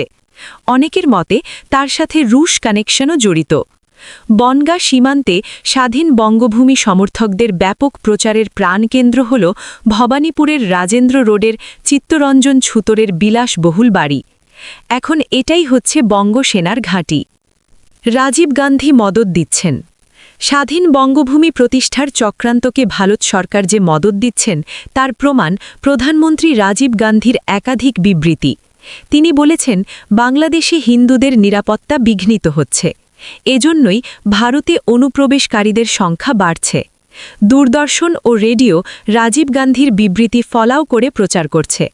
গত 17 জানুয়ারি 1989 বঙ্গভূমিপন্থীদের বাংলাদেশ মিশন অভিযানের কথা আকাশবাণী থেকে ব্যাপকভাবে প্রচার করা হয়। বর্তমানে স্বাধীন বঙ্গভূমির সৈন্যবাহিনী ভারত সরকারের নেপথ্য মদদে আন্দোলনকে শক্তিশালী করে তুলতে ব্যস্ত। সীমান্তবর্তী এলাকায় তীব্র হিন্দুত্ব রক্ষার প্রচার চালানো হচ্ছে। বাংলাদেশের বুকে স্বাধীন হিন্দু রাষ্ট্র তৈরি এবং এর সরকার ঘোষণা, সৈন্যবাহিনী তৈরি ইত্যাদি প্রচেষ্টায় ভারতীয় কেন্দ্রীয় গোয়েন্দা সংস্থার সাথে যোগাযোগ রক্ষা করা হচ্ছে। অথচ ভারতীয় প্রশাসন ও পুলিশ এ ব্যাপারে নীরবতা পালন করে যাচ্ছেন। উগ্রপন্থী নেতাদের গ্রেপ্তার করারও কোনো আভাস পাওয়া যাচ্ছে না। ভারত সরকারকে মদত দিতেই হবে। ড. কালিদাস বৈদ্য বলেন, ভারত সরকার বঙ্গসেনাদের মদত দিচ্ছেন, বলতে পারেন প্রশ্রয় দিচ্ছে, তবে মদত আমাদের দিতেই হবে। সেই ক্ষেত্র আমরা তৈরি করছি। আমরা ভারত সরকারের সাথে যোগাযোগ রক্ষা করে চলেছি। আমাদের বক্তব্য আমরা তাদের ক্রমাগত বোঝাবার চেষ্টা করছি। যদি সত্যি সেই সম্ভাব্য জনসমর্থন পাই, ভারত সরকারকে একদিন সৈন্যবাহিনী দিয়ে আমাদের সাহায্য করতেই হবে। আমাদেরও সরকার আছে, সেনাবাহিনী আছে, তবে ভারতীয় সেনাবাহিনী বঙ্গসেনা নামেই অ্যাকশনে নামবে। বঙ্গসেনার কার্যক্রম চালু রয়েছে। বাংলাদেশের সীমান্তবর্তী জেলাগুলোতে ব্যাপকভাবে বঙ্গভূমির প্রচার চালানো হচ্ছে। বনগাঁ, বগুলা ও গোবরডাঙ্গা কলেজের যুব ছাত্রদের মধ্যে এর প্রভাব বাড়ছে। চলছে অস্ত্র শিক্ষা। সেনাধ্যক্ষ কালিদাস বৈদ্য অবশ্য ব্যাপারটিকে সত্য বলে মানছেন না। একটি সূত্র মতে, আনন্দমার্গের আদর্শে বিশ্বাসী আমরা বাঙালি, চাকমাদের শান্তিবাহিনী এবং একটি ভারতীয় গোয়েন্দা সংস্থা বঙ্গসেনাদের পুরোপুরি সামরিক প্রশিক্ষণ দিচ্ছে। এ প্রসঙ্গে কালিদাস বৈদ্য বলেন, এই মুহূর্তে আমরা অস্ত্র প্রশিক্ষণে পা বাড়াচ্ছি না। আগে যথেষ্ট লোকজন হোক, দেশ বিদেশে ব্যাপক প্রচার হোক, তারপর। তবে অস্ত্র প্রশিক্ষণের প্রয়োজনই বাকি। যথাসময়ে ভারত সরকারি অস্ত্র ও সৈন্যবাহিনীর দায়িত্ব নেবে। বাংলাদেশে হিন্দু লীগ গড়া হয়েছে বলে জানান বিএলও নেতা সুব্রত চট্টোপাধ্যায়। বঙ্গভূমি সংগঠকদের হাত শক্ত করতে বিজেপিও এগিয়ে এসেছে। তবে বঙ্গভূমি আন্দোলনের 4টি গ্রুপকে একত্রিত করে ঐক্যবদ্ধ শক্তির মাধ্যমে সম্ভাব্য ভবিষ্যতের দিকে এগিয়ে যাওয়ার তোড়জোড় শুরু হয়েছে। এই সমন্বয় কমিটি গঠনের মূল হোতা অবশ্যই ড. কালিদাস বৈদ্য, যার একমাত্র উদ্দেশ্য ধর্মের ভিত্তিতে বাংলাদেশকে আরেকবার বিভক্ত করা। এভাবে স্বাধীন বঙ্গভূমি আন্দোলনের নামে যে বাংলাদেশ বিরোধী চক্রান্তেই অবতীর্ণ হয় তা নয়, বরং বাংলাদেশকে গ্রাস করারও পরিকল্পনা করে। এ ব্যাপারে ঢাকার ইংরেজি সাপ্তাহিক ঢাকা কুরিয়ারের সহকারী উপসংবাদক ইর্তিজা নাসিম আলীর সাথে ড. কালিদাস বৈদ্যের একটি সাক্ষাৎকারের উদ্ধৃতি দেওয়া যায়। 1989 সালের মে মাসে প্রকাশিত ওই সাক্ষাৎকারে ইর্তিজা নাসিম আলী কালিদাস বৈদ্যের কাছে প্রশ্ন রেখেছিলেন, আচ্ছা বলুন তো, বঙ্গভূমি আন্দোলনের বিকল্প কি হতে পারে? তাৎক্ষণিকভাবে কালিদাস বৈদ্য উত্তর দিয়েছিলেন, বিকল্প একটাই, বাংলাদেশ যদি ভারতের অঙ্গরাজ্য হয়ে নীরবে বশ্যতা স্বীকার করে নেয়। এই বশ্যতা স্বীকারেই কেবল বঙ্গভূমি আন্দোলন বন্ধ হতে পারে। ভারতের তালপট্টি দখল, শেখ হাসিনার স্বদেশ প্রত্যাবর্তন ও বিশৃঙ্খল পরিবেশের মধ্য দিয়ে যে এরশাদের ক্ষমতা গ্রহণ। যে জিয়াউর রহমানের শাসনামলে আওয়ামী লীগ নেত্রী শেখ হাসিনা ভারতের দিল্লিতে বসবাস করতেন। বাংলাদেশে তার ফেরত আসাটা অত্যন্ত স্বাভাবিক একটি ব্যাপার হলেও জিয়া হত্যার মাত্র 12 দিন পূর্বে শেখ হাসিনা ভারত থেকে বাংলাদেশে ফেরেন। ভারত থেকে বাংলাদেশে প্রত্যাবর্তনের মাত্র 3 দিন পরই ভারত সৈন্য নামিয়ে তালপট্টি দ্বীপ দখল করে নেয়। সারা দেশ প্রতিবাদে ফেটে পড়লেও তিনি ছিলেন নিশ্চুপ। উল্লেখ্য যে তালপট্টি দ্বীপে নৌবহর পাঠানোর আগে 28 মে 1981 ভারতের লোকসভায় তদানীন্তন পররাষ্ট্রমন্ত্রী নরসিংহা রাও, যিনি নিজে 1978 সালের এপ্রিলে বাংলাদেশের সাথে এতদর্থ সংক্রান্ত চুক্তি অনুমোদন করেছিলেন, তিনিই বলেন দক্ষিণ তালপট্টির নাম নিউ মূলদ্বীপ বা পূর্বাশা। এ কথা এখন আর লুকানো কোনো বিষয় নয় যে জেনারেল জিয়াকে হত্যার পরপরই বাংলাদেশের রাষ্ট্র ক্ষমতায় তাদের বিশ্বস্ত একজনকে ক্ষমতায় বসাতে চেয়েছিল। কিন্তু জেনারেল জিয়ার জানাজায় লক্ষ লক্ষ লোকের উপস্থিতি ও সাধারণ জনগণের আবেগ অনুভূতি লক্ষ্য করে বুঝতে পারে যে ওই মুহূর্তে বাংলাদেশে বাংলাদেশি জাতীয়তাবাদ ছাড়া ভিন্ন কিছু গ্রহণযোগ্য হবে না। তাই বিশ্লেষকরা সরাসরি ভারতপন্থী বলে চিহ্নিত দলটিকে তৎক্ষণাৎ ক্ষমতায় না এনে উদ্যোগ নেয় বিকল্প জাতীয়তাবাদী শক্তি দাঁড় করিয়ে বাংলাদেশি জাতীয়তাবাদে বিশ্বাসী মহলে বিভেদ সৃষ্টি করার। এক্ষেত্রে বুঝে হোক না বুঝে হোক বা অবচেতনভাবেও জেনারেল এরশাদ ক্ষমতা গ্রহণ এর এই উদ্দেশ্য সাধনে কিছুটা হলেও ভূমিকা পালন করে। লক্ষণীয়, জেনারেল এরশাদ ক্ষমতা গ্রহণ করার সময় ভারতীয় প্রচার মাধ্যমগুলো যেমন কোনো উচ্চবাচ্য করেনি, তেমনি লীগের দলীয় পত্রিকা বাংলার বাণীতে প্রথম পৃষ্ঠায় সামরিক শাসনকে স্বাগত জানিয়ে বিশেষ সম্পাদকীয় পর্যন্ত লেখা হয়েছিল। অমানিসার ঘোর কেটে যাক শিরোনামে এই সম্পাদকীয় এখন ইতিহাসের বিষয় হলেও বাংলাদেশের রাজনৈতিক বিবর্তনে গোপন কার্যক্রমের একটি প্রকাশ্য দলিল হিসেবে চিহ্নিত হয়ে আছে। এ সময় যখন নির্বাচিত প্রেসিডেন্ট বিচারপতি সাত্তারকে ক্ষমতাচ্যুত করার ফিল্ড ওয়ার্ক চলছিল, তখন ঢাকাস্থ ভারতীয় কূটনীতিকদের গতিবিধিও সন্দেহজনক হারে বৃদ্ধি পায়। স্বভাবতই ভারতীয় কাউন্টার ইন্টেলিজেন্স সংস্থাগুলো ভারতীয় কূটনীতিকদের ওপর কড়া নজর রাখা শুরু করে। এরই এক পর্যায়ে ভারতীয় রাষ্ট্রাধ্যক্ষ মুচকুন্দ দুবে দায়িত্ব পালনরত একজন এনএসআই অধিকর্তাকে চড় মেরে বসেন। এদিকে জেনারেল এরশাদকে ও আওয়ামী লীগ স্বচ্ছন্দে ক্ষমতা গ্রহণ করতে দিয়েছিল মূলত বাংলাদেশি জাতীয়তাবাদী রাজনৈতিক ধারায় বিভেদ সৃষ্টির লক্ষ্যে। এক্ষেত্রে জেনারেল এরশাদ জাতীয় পার্টি সৃষ্টির মাধ্যমে একটি বিকল্প জাতীয়তাবাদী রাজনৈতিক দল গঠন করেন। এদেশের সহজ সরল সাধারণ জনগণের অনেকেই ভাবতে থাকেন যে এরশাদ একজন দক্ষ ও আন্তরিক প্রশাসক, তাই জনগণের একটি অংশ তার সমর্থকে পরিণত হয়। ফলে বাংলাদেশি জাতীয়তাবাদী বিশ্বাসী জনগণের মাঝে দুটি ভাগ স্পষ্ট হয়ে ওঠে, যার প্রভাব গিয়ে পড়ে নির্বাচনে। অথচ পক্ষান্তরে আওয়ামী লীগের ভোটারদের মাঝে কোনো বিভেদ সৃষ্টি হয়নি। এখানে জাতীয় পার্টির সৃষ্টি হওয়ায় তা কিভাবে নির্বাচনে অনেক ক্ষেত্রে আওয়ামী লীগের বিজয় নিশ্চিত করে তার একটি উদাহরণ উপস্থাপন করা যেতে পারে। ১৯৯১ সালের সংসদ নির্বাচনে বিএনপির জনাব তরিকুল ইসলাম যশোর কেন্দ্র থেকে প্রতিদ্বন্দ্বিতা করেন। ওই নির্বাচনে তিনি মাত্র ২১২ ভোটের ব্যবধানে আওয়ামী লীগ প্রার্থীর নিকট পরাজিত হন। সেখানে জাতীয় পার্টির তদানীন্তন প্রার্থী জনাব খালেদুর রহমান টিটু পান প্রায় ৩০,০০০ ভোট। অথচ এই ৩০,০০০ ভোটারের কেউই কিন্তু আওয়ামী লীগের ভোটার নন এবং পূর্বে যখন জাতীয় পার্টি ছিল না তখনও এই ভোটগুলো আওয়ামী লীগের বাক্সে পড়েনি। ১৯৮১ সালে প্রেসিডেন্ট নির্বাচনে তাই বিএনপি প্রার্থী বিচারপতি সাত্তার পেয়েছিলেন ৬৫.৮০ ভোট। পক্ষান্তরে আওয়ামী লীগ প্রার্থী ডাক্তার কামাল হোসেন পেয়েছিলেন ২৬.৩৫ ভোট। এর পূর্বে জেনারেল জিয়ার শাসনামলে যেসব নির্বাচন হয় সেগুলোতেও নির্বাচনী ফলাফল ছিল অনেকটা একই রূপ। এসব বিশ্লেষণ করে দেখা যায় যে এরশাদকে ততদিন পর্যন্ত ক্ষমতায় থাকতে দিয়েছে যতদিনে তার মাধ্যমে এরশাদ একটি বিকল্প জাতীয়তাবাদী শক্তি দাঁড় করানো সম্ভব হয়, এবং যে পর্যায়ে বিএনপি ও জাতীয় পার্টি এ দুটো দলই ভোট ভাগাভাগি হওয়ায় ক্ষমতায় যেতে ব্যর্থ হবে, ঠিক তখনই যে এরশাদকে ক্ষমতাচ্যুত করবে এমন একটি সিদ্ধান্ত তাদের ছিল। লক্ষ্য করলে দেখা যাবে জেনারেল এরশাদের দীর্ঘ ৯ বছরের শাসনামলে আওয়ামী লীগ প্রায় প্রতিবারই আন্দোলনের মাঠ থেকে অকস্মাৎ পিঠ টান দিয়েছে। কেবলমাত্র ৯০ সালে সিগন্যাল পাওয়ার পরই আওয়ামী লীগ এরশাদ পতন আন্দোলনে শরিক হয়।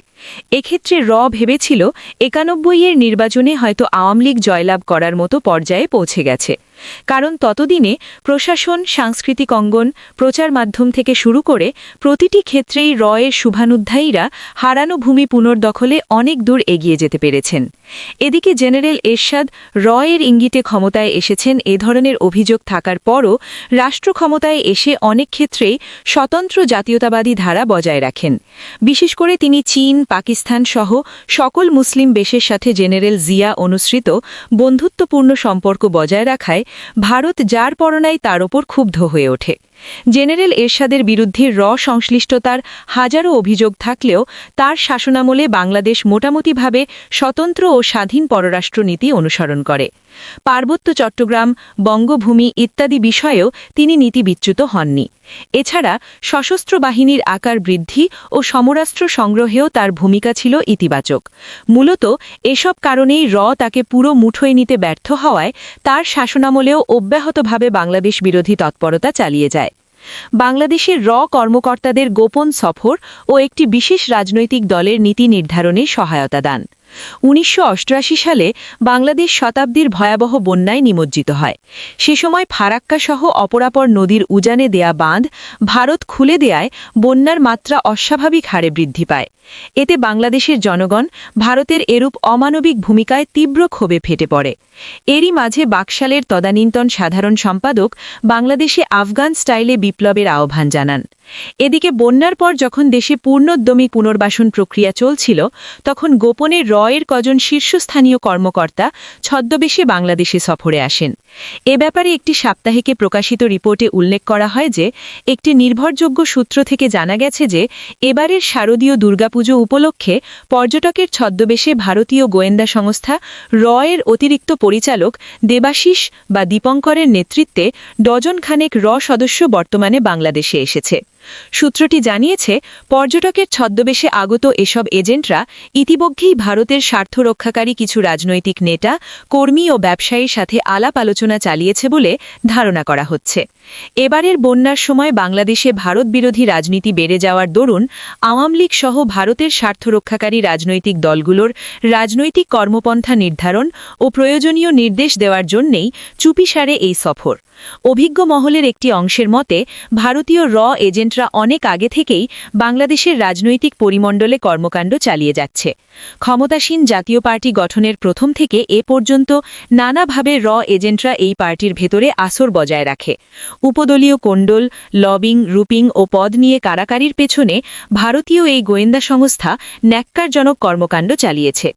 বাংলাদেশের স্বাধীনতার পর থেকেই তাদের চক্রান্তের জাল বিস্তার করতে থাকে। এছাড়াও সানডে পত্রিকা পাকিস্তান, শ্রীলঙ্কা ও মরিশাসে এর তৎপরতা সম্পর্কে বিশদ সংবাদ পরিবেশন করেছে। শুধু দেশের বাইরেই তাদের গোয়েন্দা তৎপরতা সীমাবদ্ধ রাখেনি, দেশের অভ্যন্তরেও বিরোধী দলগুলোর বিরুদ্ধেও তাদের তৎপরতা অব্যাহত রয়েছে। বাংলাদেশ মোটামুটিভাবে স্বতন্ত্র ও স্বাধীন পররাষ্ট্রনীতি অনুসরণ করে। পার্বত্য চট্টগ্রাম, বঙ্গভূমি ইত্যাদি বিষয়েও তিনি নীতিবিচ্যুত হননি। এছাড়া সশস্ত্র বাহিনীর আকার বৃদ্ধি ও সমরাস্ত্র সংগ্রহেও তার ভূমিকা ছিল ইতিবাচক। মূলত এসব কারণেই তাকে পুরো মুঠোয় নিতে ব্যর্থ হওয়ায় তার শাসনামলেও অব্যাহতভাবে বাংলাদেশ বিরোধী তৎপরতা চালিয়ে যায়। বাংলাদেশে কর্মকর্তাদের গোপন সফর ও একটি বিশেষ রাজনৈতিক দলের নীতি নির্ধারণে সহায়তা দান। ১৯৮৮ সালে বাংলাদেশ শতাব্দীর ভয়াবহ বন্যায় নিমজ্জিত হয়। সে সময় ফারাক্কাসহ অপরাপর নদীর উজানে দেয়া বাঁধ ভারত খুলে দেয়, বন্যার মাত্রা অস্বাভাবিক হারে বৃদ্ধি পায়। এতে বাংলাদেশের জনগণ ভারতের এরূপ অমানবিক ভূমিকায় তীব্র ক্ষোভে ফেটে পড়ে। এরই মাঝে বাকশালের তদানীন্তন সাধারণ সম্পাদক বাংলাদেশে আফগান স্টাইলে বিপ্লব ঘটানোর আহ্বান জানান। এদিকে বন্যার পর দেশে যখন পূর্ণোদ্যমে পুনর্বাসন প্রক্রিয়া চলছিল, তখন গোপনে এর কজন শীর্ষস্থানীয় কর্মকর্তা ছদ্মবেশে বাংলাদেশ সফরে আসেন। এ ব্যাপারে একটি সাপ্তাহিকে প্রকাশিত রিপোর্টে উল্লেখ করা হয় যে, একটি নির্ভরযোগ্য সূত্র থেকে জানা গেছে, এবারের শারদীয় দুর্গাপূজা উপলক্ষে পর্যটকের ছদ্মবেশে ভারতীয় গোয়েন্দা সংস্থা এর অতিরিক্ত পরিচালক দেবাশিস বা দীপঙ্করের নেতৃত্বে ডজনখানেক সদস্য বর্তমানে বাংলাদেশে এসেছে। সূত্রটি জানিয়েছে, পর্যটকের ছদ্মবেশে আগত এসব এজেন্টরা ইতিমধ্যেই ভারতের স্বার্থ রক্ষাকারী কিছু রাজনৈতিক নেতা, কর্মী ও ব্যবসায়ীর সাথে আলাপ আলোচনা চালিয়েছে বলে ধারণা করা হচ্ছে। এবারের বন্যার সময় বাংলাদেশে ভারত বিরোধী রাজনীতি বেড়ে যাওয়ার দরুন আওয়ামী লীগ সহ ভারতের স্বার্থ রক্ষাকারী রাজনৈতিক দলগুলোর রাজনৈতিক কর্মপন্থা নির্ধারণ ও প্রয়োজনীয় নির্দেশ দেওয়ার জন্যেই চুপিসারে এই সফর। অভিজ্ঞ মহলের একটি অংশের মতে, ভারতীয় এজেন্টরা অনেক আগে থেকেই বাংলাদেশের রাজনৈতিক পরিমণ্ডলে কর্মকাণ্ড চালিয়ে যাচ্ছে। ক্ষমতাসীন জাতীয় পার্টি গঠনের প্রথম থেকে এ পর্যন্ত নানাভাবে এজেন্টরা এই পার্টির ভেতরে আসর বজায় রাখে। উপদলীয় কোন্দল, লবিং, গ্রুপিং এবং পদ নিয়ে কাড়াকাড়ির পেছনে ভারতীয় এই গোয়েন্দা সংস্থা ন্যাক্কারজনক কর্মকাণ্ড চালিয়েছে। বাংলাদেশের স্বাধীনতার পর থেকেই তাদের চক্রান্তের জাল বিস্তার করতে থাকে। এছাড়াও সানডে পত্রিকা পাকিস্তান, শ্রীলঙ্কা ও মরিশাসে এর তৎপরতা সম্পর্কে বিশদ সংবাদ পরিবেশন করেছে। শুধু দেশের বাইরেই তাদের গোয়েন্দা তৎপরতা সীমিত রাখেনি, ভারতের অভ্যন্তরে বিরোধী দলগুলোর বিরুদ্ধেও তাদের তৎপরতা অব্যাহত রয়েছে। সম্প্রতি পর্যটকের বেশে এর অতিরিক্ত পরিচালক দীপঙ্কর সহ ডজনখানেক উচ্চপদস্থ কর্মকর্তার ঢাকা আগমন তাই নানা কারণে গুরুত্বপূর্ণ। অভিজ্ঞ মহল মনে করছেন, বাকশালের সাধারণ সম্পাদক আব্দুর রাজ্জাকের সাম্প্রতিক বক্তব্য ও কর্মকর্তাদের ঢাকা আগমনের মধ্যে একটি যোগসূত্র রয়েছে। ৮৮ বন্যায় ভারতীয় হেলিকপ্টার থেকে গুরুত্বপূর্ণ স্থাপনার ছবি সংগ্রহের প্রচেষ্টা। ১৯৮৮ সালের বন্যার সময় পৃথিবীর আরও অনেক দেশের ন্যায় ভারত সরকারও বন্ধুত্বের নিদর্শনস্বরূপ সামরিক হেলিকপ্টার প্রেরণ করে ত্রাণ কাজে সহায়তা দানের জন্য। কিন্তু অন্য কোনো দেশের বিরুদ্ধে অভিযোগ না উঠলেও ভারতীয় হেলিকপ্টারগুলোর গতিবিধি নিয়ে সন্দেহের সৃষ্টি হয়। অভিযোগ করা হয়, ভারতীয় হেলিকপ্টারগুলো এক স্থান থেকে অন্য স্থানে যাওয়ার পথে সোজা না গিয়ে ঘোড়া পথে বিভিন্ন কেপিআই বা অতি গুরুত্বপূর্ণ স্থাপনার ছবি সংগ্রহে ব্যস্ত থাকে। এ নিয়ে ভারতীয় পাইলটদের সাথে ঢাকাস্থ এয়ারফোর্স মেসে বাংলাদেশি অফিসারদের বাক বিতণ্ডাও হয়। এক পর্যায়ে পরিস্থিতি ঘোলাটে হয়ে উঠলে ভারতীয় হাইকমিশনার বাংলাদেশ সরকারকে অবহিত না করেই তেজগাঁও বিমানবন্দরে এসে ভারতীয় হেলিকপ্টারগুলো ভারতে ফেরত পাঠিয়ে দেন। এরশাদ সরকারের মন্ত্রীসহ অনেকেরই এর সাথে জড়িত থাকার অভিযোগ। ১৯৯৩ সালে জেনারেল এরশাদ মন্ত্রিসভার একজন প্রাক্তন মন্ত্রীসহ ১০ জনকে আইন প্রয়োগকারী সংস্থা গ্রেপ্তার করে। এদের বিরুদ্ধে এর পক্ষে একটি স্পাই রিং পরিচালনার অভিযোগ আনা হয়। এ ব্যাপারে ১৫ আগস্ট ৯৩ সংখ্যা দ্য নিউ নেশন পত্রিকায় প্রকাশিত প্রতিবেদক তপন খানের একটি রিপোর্ট থেকে জানা যায় যে এরশাদ সরকারের একজন মন্ত্রীর ব্যক্তিগত সচিব নুরুজ্জামানকে ১৯৮৩ সালে এজেন্ট হিসাবে রিক্রুট করে। 10 including former minister held as র ম্যান শিরোনামের ওই রিপোর্ট মতে অভিযুক্ত নুরুজ্জামানের নেতৃত্বে ৮৩ সাল থেকে র একটি স্পাই চক্র গড়ে তোলে যারা বিভিন্ন সংস্থা বা প্রতিষ্ঠানের ছদ্মাবননে তাদের গুপ্তচর বৃত্তি পরিচালনা করে আসছিল। এই গ্রুপটির সাথে র ও প্রতিবেশী ভারতের প্রতিরক্ষা বিভাগের বিভিন্ন কর্মকর্তার ঘনিষ্ঠ যোগাযোগ ছিল। এছাড়া বাংলাদেশের বিভিন্ন গুরুত্বপূর্ণ সরকারি প্রতিষ্ঠানের ঊর্ধ্বতন কর্মকর্তার সাথেও এই চক্রটি সখ্যতা গড়ে তোলে। সরকারি এসব কর্মকর্তার সহায়তায় এই চক্রটি রাষ্ট্রীয় গুরুত্বপূর্ণ ও গোপন তথ্য সংগ্রহ ও পাচারে সক্ষম হয়। এক পর্যায়ে র কর্মকর্তার কাছে বাংলাদেশ ভূতাত্ত্বিক জরিপ অধিদপ্তরের অতি গোপনীয় জরিপ সংক্রান্ত তথ্যাবলী পাচারের অভিযোগে নুরুজ্জামানের সহযোগী জাকির হোসেন খানকে পুলিশ গ্রেপ্তার করে। এ ব্যাপারে আরও একটি দৈনিকে বিস্তারিত তথ্য উপস্থাপন করা হয়। দৈনিক ইনকিলাবের ৬ ফেব্রুয়ারি ১৯৯৩ সংখ্যা সাকির আহমেদ উল্লেখ করেন, বাংলাদেশের রাজনৈতিক দলগুলোর মধ্যে কারা ভারত বিরোধী, তাদের ভবিষ্যৎ কর্মসূচি এবং দেশের মাটির নিচে খনিজ সম্পদ, গ্যাস ব্যাপারে বিস্তারিত তথ্য ভারত কী কারণে সংগ্রহের করার জন্য তৎপর হয়ে উঠেছে, এই প্রশ্ন জনমনে দেখা দিয়েছে। রয়ের গোয়েন্দা সংস্থা বড় ধরনের টোপ গিলিয়ে বাংলাদেশি দুজন নাগরিকের মাধ্যমে এসব কর্মকাণ্ড শুরু করে। সাবেক সরকারের প্রভাবশালী একজন মন্ত্রীর রাজনৈতিক সচিব রয়ের এদেশীয় এজেন্ট হিসাবে দেশের নিরাপত্তার প্রতি হুমকি সৃষ্টি করতে পারে এমন সব গোপন দলিল ভারতে পাচার করে দিয়েছে। রয়ের ছড়ানো টাকার কাছে দেশের স্বার্থ বিসর্জন দিয়ে রাজনৈতিক দলগুলোর ভবিষ্যৎ কর্মপন্থা ফাঁস করে দেওয়ার সাথে সাবেক মন্ত্রীর রাজনৈতিক সচিব জড়িত রয়েছে। টাকা ও পিএইচডি ডিগ্রির টোপ ছেড়ে র তার জালে টেনে নেয় ভূতত্ত্ব জরিপ পরিদপ্তরের উপপরিচালককে। এক নির্ভরযোগ্য সূত্র জানায়, এরশাদ সরকারের প্রভাবশালী এক মন্ত্রীর রাজনৈতিক সচিব মোহাম্মদ নুরুজ্জামান মুন্না ভারতীয় ব্যবসা লাভের জন্য ১৯৮৬ সাল থেকেই রয়ের এদেশীয় এজেন্ট হিসাবে কাজ শুরু করে। এই কাজে তার ঘনিষ্ঠ বন্ধু ভূতত্ত্ব জরিপ পরিদপ্তরের উপপরিচালক সিকদার মোহাম্মদ হাবিবুর রহমানকে নগদ অর্থ ও পিএইচডি ডিগ্রি পাইয়ে দেওয়ার লোভ দেখিয়ে রয়ের জালে টেনে নেয়। গোয়েন্দা সংস্থা র দীর্ঘ ৭ বছর পর মুন্না ও হাবিবের কাছ থেকে এ সম্পর্কিত একটি দলিল হাতিয়ে নিয়ে যায়। রমনা থানাধীন ২-১১ ময়মনসিংহ রোড পরিবাগস্থ ট্রেড ইম্পেক্স মার্কেন্টাইল লিমিটেড এর মালিক মোহাম্মদ নুরুজ্জামান মুন্না সম্পর্কে বাংলাদেশের গোয়েন্দা সংস্থার একটি সূত্র জানায়, জিজ্ঞাসাবাদে সে তাদের কাছে সব কিছু স্বীকার করেছে। এরশাদ সরকারের সময় ১৯৮৩ সালে নতুন বাংলা যুব সংহতির কেন্দ্রীয় কমিটিতে সদস্য হিসাবে নুরুজ্জামান যোগদান করে। পরে ময়মনসিংহ জেলা শাখার সভাপতির পদটি লাভ করে। এই পথ ধরেই জাতীয় পার্টির বিভিন্ন নেতার সান্নিধ্যে এসে রাজধানীতে নিজের আসন করে নেয়। সূত্রটি সাবেক প্রভাবশালী মন্ত্রীর নাম উল্লেখ না করে জানায়, মন্ত্রীর রাজনৈতিক সচিব হিসাবে কাজ করার সময় নুরুজ্জামান ভারতীয় গোয়েন্দা সংস্থা রয়ের এদেশীয় এজেন্ট হিসাবে কাজ শুরু করে। ১৯৮৬ সালের প্রথম দিকে একদিন সকালে জাতীয় সংসদ ভবনের সামনের রাস্তায় নুরুজ্জামানের সাথে রয়ের এদেশীয় প্রতিনিধির পরিচয় হয়। পরিচয় ক্রমেই ঘনিষ্ঠ হয়ে উঠলে রয়ের অপর একজন সদস্যের সাথে পরিচয় করিয়ে দিয়ে প্রথম সদস্য ভারতে ফিরে যায়। নুরুজ্জামান জিজ্ঞাসাবাদে স্বীকার করেছে যে রয়ের দ্বিতীয় ব্যক্তির সাথে পরিচয় হওয়ার পর তাকে দেশের রাজনৈতিক দলগুলোর ভবিষ্যৎ কী হতে পারে এবং কারা ভারত বিরোধী ও বিরোধী নয় সে সম্পর্কে তথ্য দিতে হতো। দ্বিতীয় ব্যক্তিটি ১৯৮৯ সালের শেষ দিকে ভারতে চলে গেলেও তার সাথে নুরুজ্জামান চিঠির মাধ্যমে যোগাযোগ রেখেছিল। সূত্র জানায়, ১৯৯০ সালের প্রথম দিকে রয়ের তৃতীয় প্রতিনিধি ঢাকায় এসে নুরুজ্জামানকে ডেকে দ্রুত কাজ করার নির্দেশ দেয়। বাংলাদেশের রাজনৈতিক কর্মকাণ্ড সম্পর্কে প্রতিবেদন লিখে দেয়া ছাড়াও সেগুলো প্রায়ই নুরুজ্জামান তার নিজস্ব ব্যবসা প্রতিষ্ঠানের ফ্যাক্সের মাধ্যমে ভারতে পাঠিয়ে দিত। রাজনৈতিক কর্মকাণ্ডের বিবরণ আগাম পাচার করার সময় বাংলাদেশের খনিজ সম্পদ, গ্যাস সম্পর্কিত গোপন দলিল নিয়ে রয়ের প্রতিনিধির সাথে তার কথাবার্তা হয়।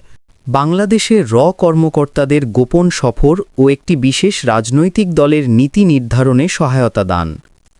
১৯৮৮ সালে বাংলাদেশ শতাব্দীর ভয়াবহ বন্যায় নিমজ্জিত হয়।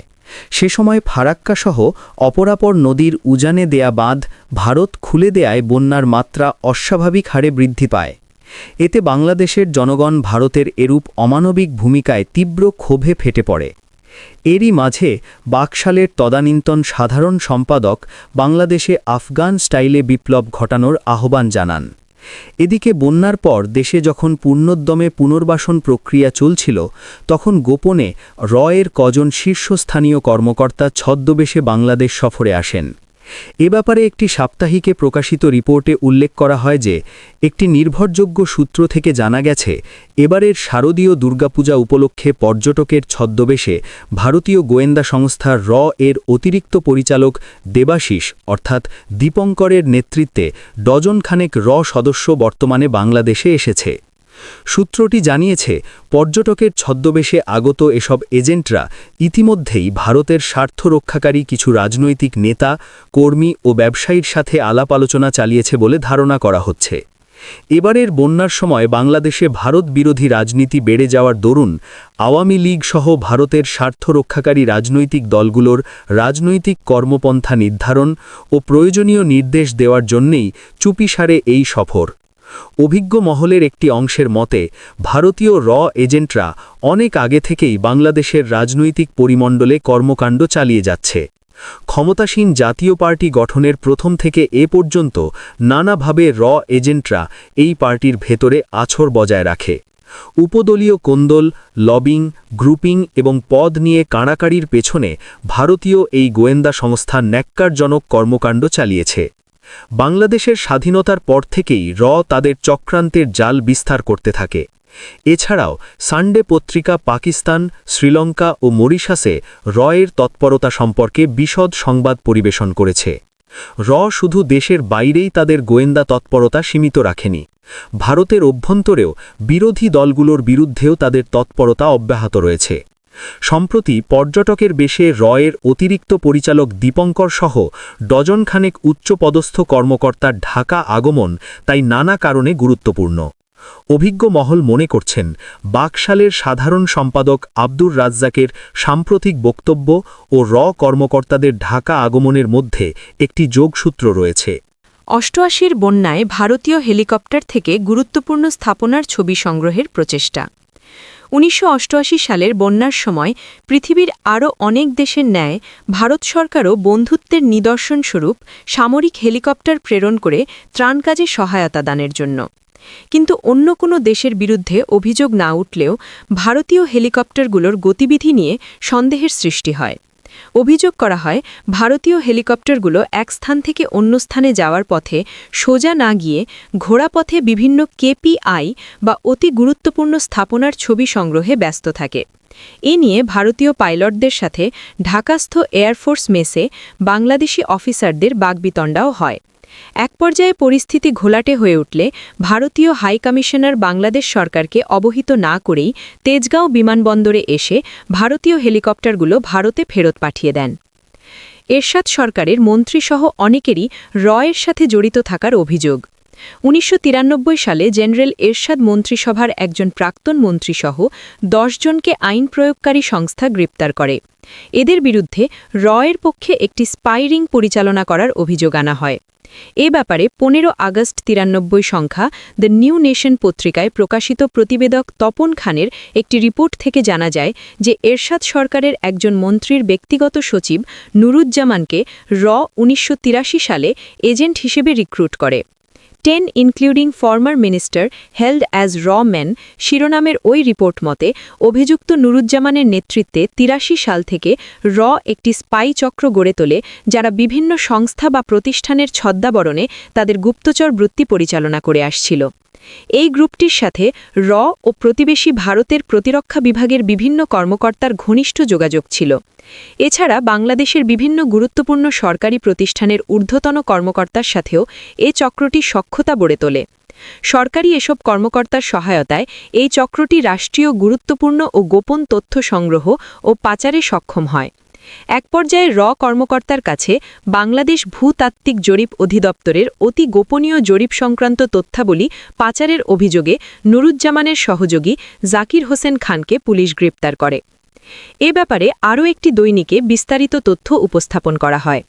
দৈনিক ইনকিলাবের ৪ ফেব্রুয়ারি ১৯৯৩ সংখ্যায় ভারতে গোপন দলিল পাচারের চাঞ্চল্যকর নেপথ্য কাহিনী শিরোনামে সাকির আহমেদ উল্লেখ করেন, বাংলাদেশের রাজনৈতিক দলগুলোর মধ্যে কারা ভারত বিদ্বেষী, তাদের ভবিষ্যৎ কর্মসূচি এবং দেশের মাটির নিচে খনিজ সম্পদ, গ্যাসের ব্যাপারে বিস্তারিত তথ্য ভারত কী কারণে সংগ্রহ করার জন্য তৎপর হয়ে উঠেছে, এ প্রশ্ন জনমনে দেখা দিয়েছে। ভারতের গোয়েন্দা সংস্থা বড় ধরনের টোপ গিলিয়ে বাংলাদেশি দুজন নাগরিকের মাধ্যমে এসব কর্মকাণ্ড শুরু করে। সাবেক সরকারের একজন প্রভাবশালী মন্ত্রীর রাজনৈতিক সচিব এর এদেশীয় এজেন্ট হিসেবে দেশের নিরাপত্তার প্রতি হুমকি সৃষ্টি করতে পারে এমন সব গোপন দলিল ভারতে পাচার করে দিয়েছে। এর ছড়ানো টাকার কাছে দেশের স্বার্থ বিসর্জন দিয়ে রাজনৈতিক দলগুলোর ভবিষ্যৎ কর্মপন্থা ফাঁস করে দেওয়ার সাথে সাবেক মন্ত্রীর রাজনৈতিক সচিব জড়িত রয়েছে। টাকা ও পিএইচডি ডিগ্রির টোপ ছেড়ে তার জালে টেনে নেয় ভূতত্ত্ব জরিপ পরিদপ্তরের উপপরিচালককে। একটি নির্ভরযোগ্য সূত্র জানায়, এরশাদ সরকারের প্রভাবশালী জৈনিক মন্ত্রীর রাজনৈতিক সচিব মোহাম্মদ নুরুজ্জামান মুন্না ভারতীয় ব্যবসা লাভের জন্য ১৯৮৬ সাল থেকে এর এদেশীয় এজেন্ট হিসেবে কাজ শুরু করে।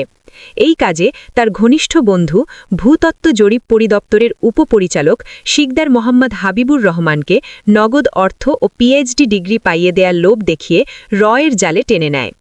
গোয়েন্দা সংস্থার দীর্ঘ ৭ বছর পর মুন্না ও হাবিবের কাছ থেকে এ সম্পর্কিত একটি দলিল হাতিয়ে নিয়ে যায়। রমনা থানাধীন ২-১১ ময়মনসিংহ রোড পরিবাগস্থ ট্রেড ইমপেক্স মার্কেন্টাইল লিমিটেডের মালিক মোহাম্মদ নুরুজ্জামান মুন্না সম্পর্কে বাংলাদেশের গোয়েন্দা সংস্থার একটি সূত্র জানায়, জিজ্ঞাসাবাদে সে তাদের কাছে সবকিছু স্বীকার করেছে।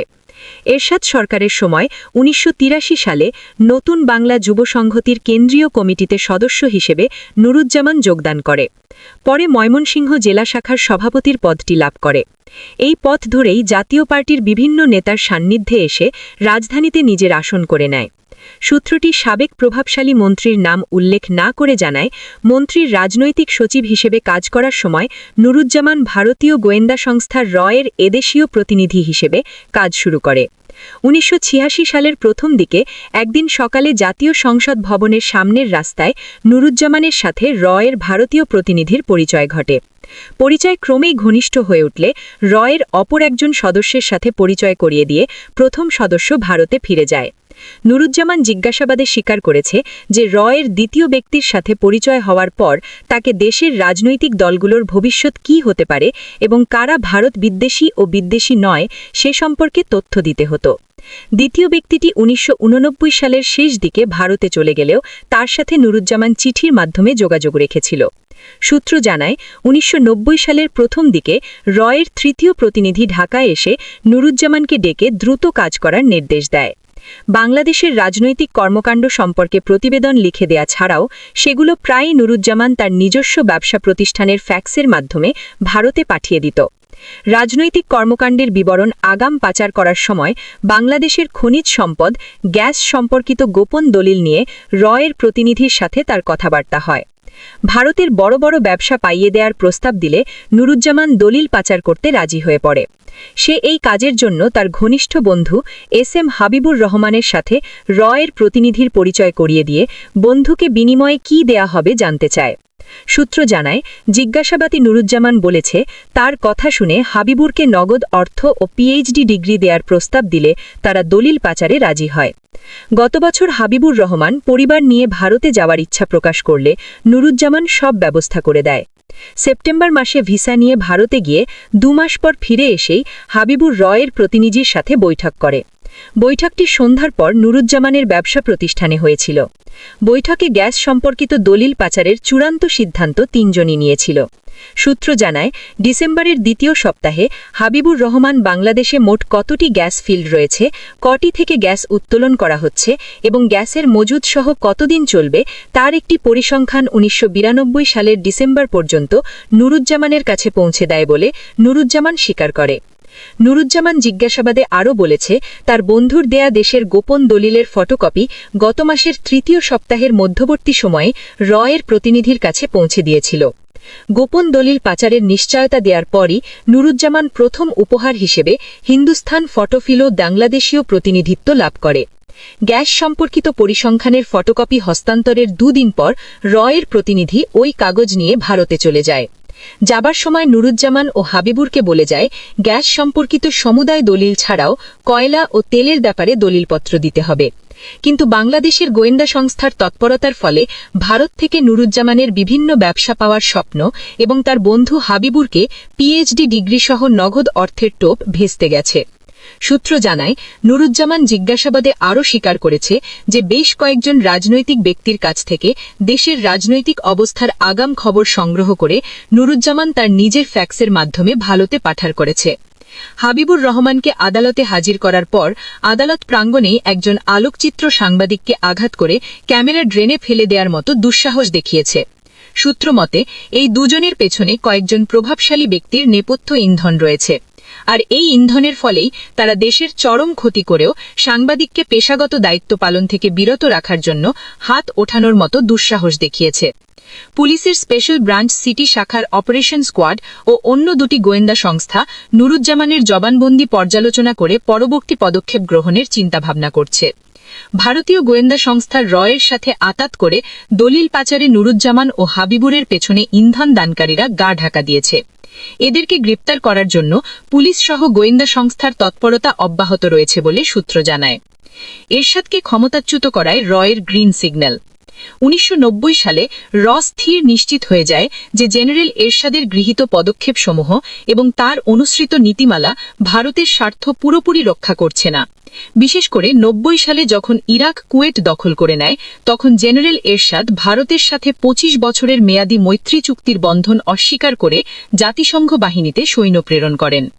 জেনারেল এরশাদের বিরুদ্ধে হাজারো অভিযোগ আনা হলেও এই একটিমাত্র কারণেই এদেশবাসী তার কাছে কৃতজ্ঞ থাকবে। কারণ জেনারেল এরশাদ জাতিসংঘ বাহিনীতে সৈন্য পাঠিয়ে বিশ্বকে পরোক্ষভাবে একথাই জানিয়েছেন যে বাংলাদেশ একটি স্বাধীন সার্বভৌম দেশ এবং এদেশ ভারতের চাপকে উপেক্ষা করার ক্ষমতা রাখে। দ্বিতীয়ত, ছোট্ট দেশ কুয়েট দখলের বিরুদ্ধে প্রতিবাদস্বরূপ বাংলাদেশ ইরাক বিরোধী জোটে অংশগ্রহণ করার অর্থ হল আমাদের দেশটিও ছোট। যদি কখনো ভারত একে গ্রাস করতে চায়, তাহলে এদেশের জনগণ বিশ্বকে বলতে পারবে আমরা আগ্রাসনের বিরুদ্ধে সহায়তা করেছি, এখন আমাদের পাশে এসে দাঁড়াও। এছাড়া এ পদক্ষেপ গ্রহণ করায় বাংলাদেশ সেনাবাহিনী আন্তর্জাতিক পরিমণ্ডলে যে মর্যাদা লাভ করে তা কোনোভাবেই খাটো করে দেখার অবকাশ নেই। মূলত এই ঘটনায় ভারত তার আধিপত্যবাদী মনোভাব থেকে জেনারেল এরশাদকে ক্ষমতাচ্যুত করার গ্রিন সিগন্যাল প্রদান করে। পাকিস্তানের সাথে সামরিক সম্পর্ক ও পারমাণবিক ক্ষমতা অর্জনের চেষ্টা জেনারেল এরশাদের বিরুদ্ধে রকে ক্ষিপ্ত করে তোলে। যদিও এ ব্যাপারে সুনির্দিষ্টভাবে কোনো তথ্য প্রমাণ উপস্থাপন করা সম্ভব নয়, কিন্তু দু একটি পত্রপত্রিকার রিপোর্ট থেকে জানা যায় যে জেনারেল এরশাদ তাঁর শাসনামলের শেষ দিকে পারমাণবিক ক্ষমতা অর্জনে আগ্রহী হয়ে উঠেছিলেন। এক্ষেত্রে প্রত্যক্ষভাবে পারমাণবিক বোমা বানাতে না পারলেও তিনি পাকিস্তানের কাছ থেকে পারমাণবিক ছত্রছায়া পাওয়ার ব্যাপারে আশাবাদী ছিলেন। এ ব্যাপারে ভারতীয় সানডে পত্রিকায় প্রকাশিত এক রিপোর্টে বলা হয়, মুসলিম দেশগুলো পাকিস্তানের পরমাণু বোমার দিকে আকৃষ্ট হবে। বলা হচ্ছে 4টি দেশ আছে: সৌদি আরব, সংযুক্ত আরব আমিরাত, আফগানিস্তান এবং বাংলাদেশ। এদের সাথে এককভাবে পাকিস্তানের সরাসরি সামরিক সম্পর্ক রয়েছে। সময় ও সুযোগ মতো পাকিস্তান এদের অথবা অন্য কোনো দেশকে পারমাণবিক ছত্রছায়া দিতে পারবে।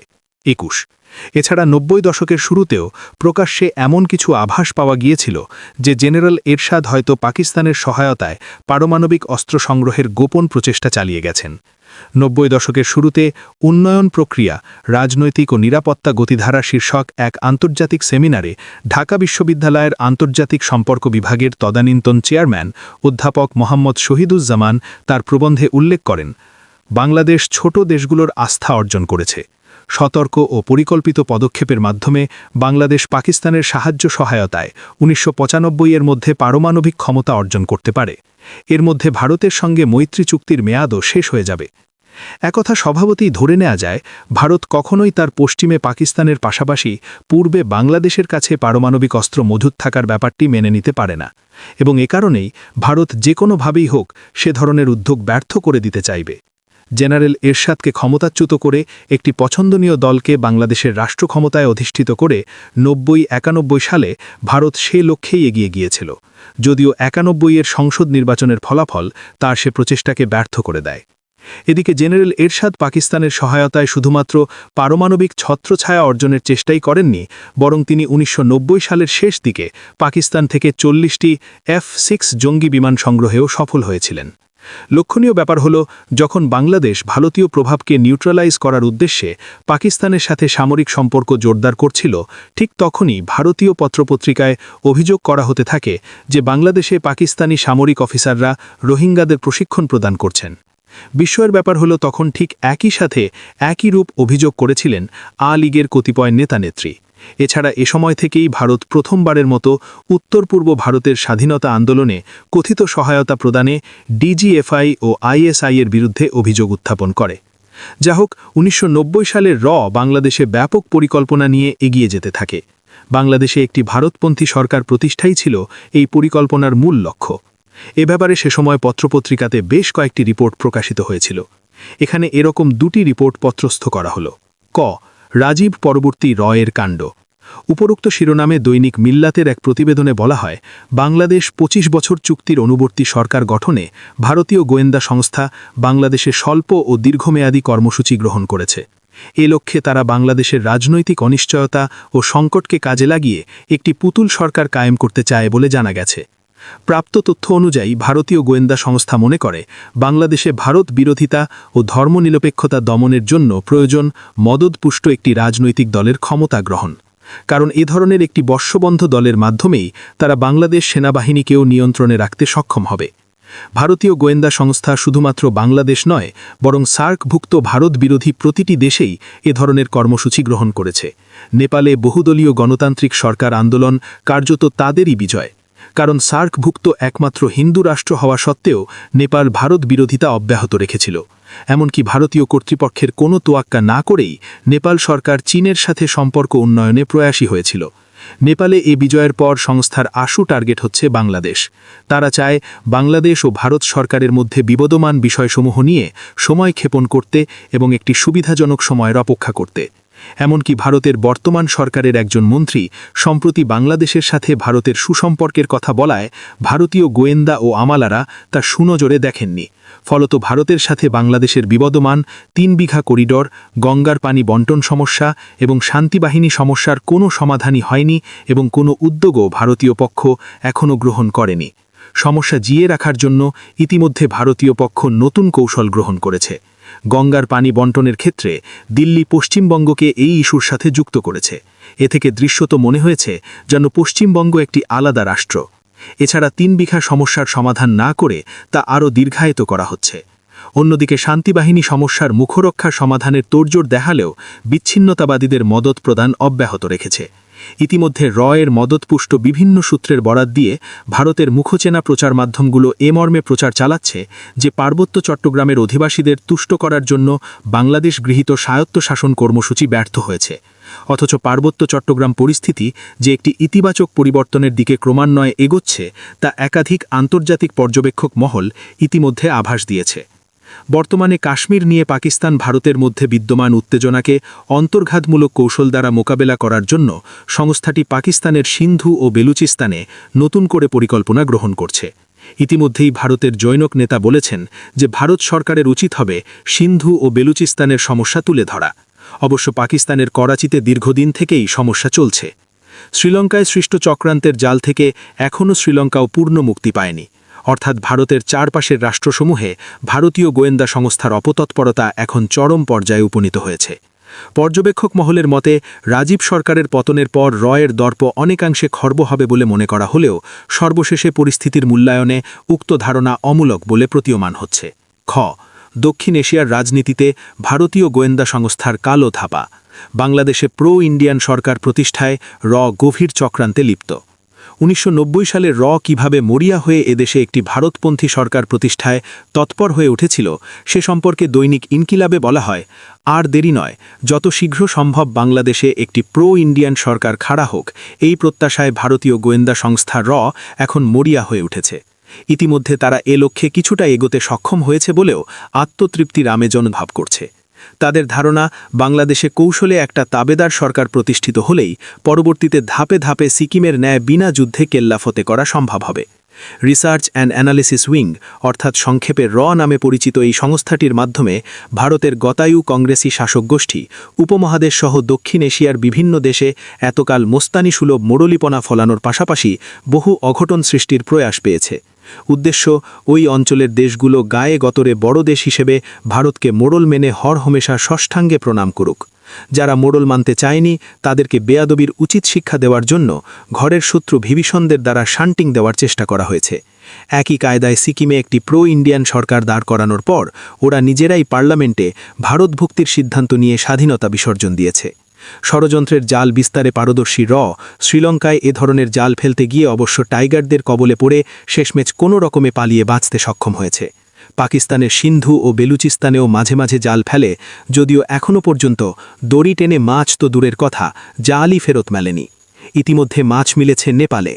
পর্যবেক্ষক মহলের মতে ভারতের আধিপত্যবাদী চরিত্রের কঠোর সমালোচক নেপালের স্বাধীনচেতা রাজা বীরেন্দ্রর বিরুদ্ধে গণ আন্দোলনের কথিত বিজয় মূলত ভারতেরই সাফল্য।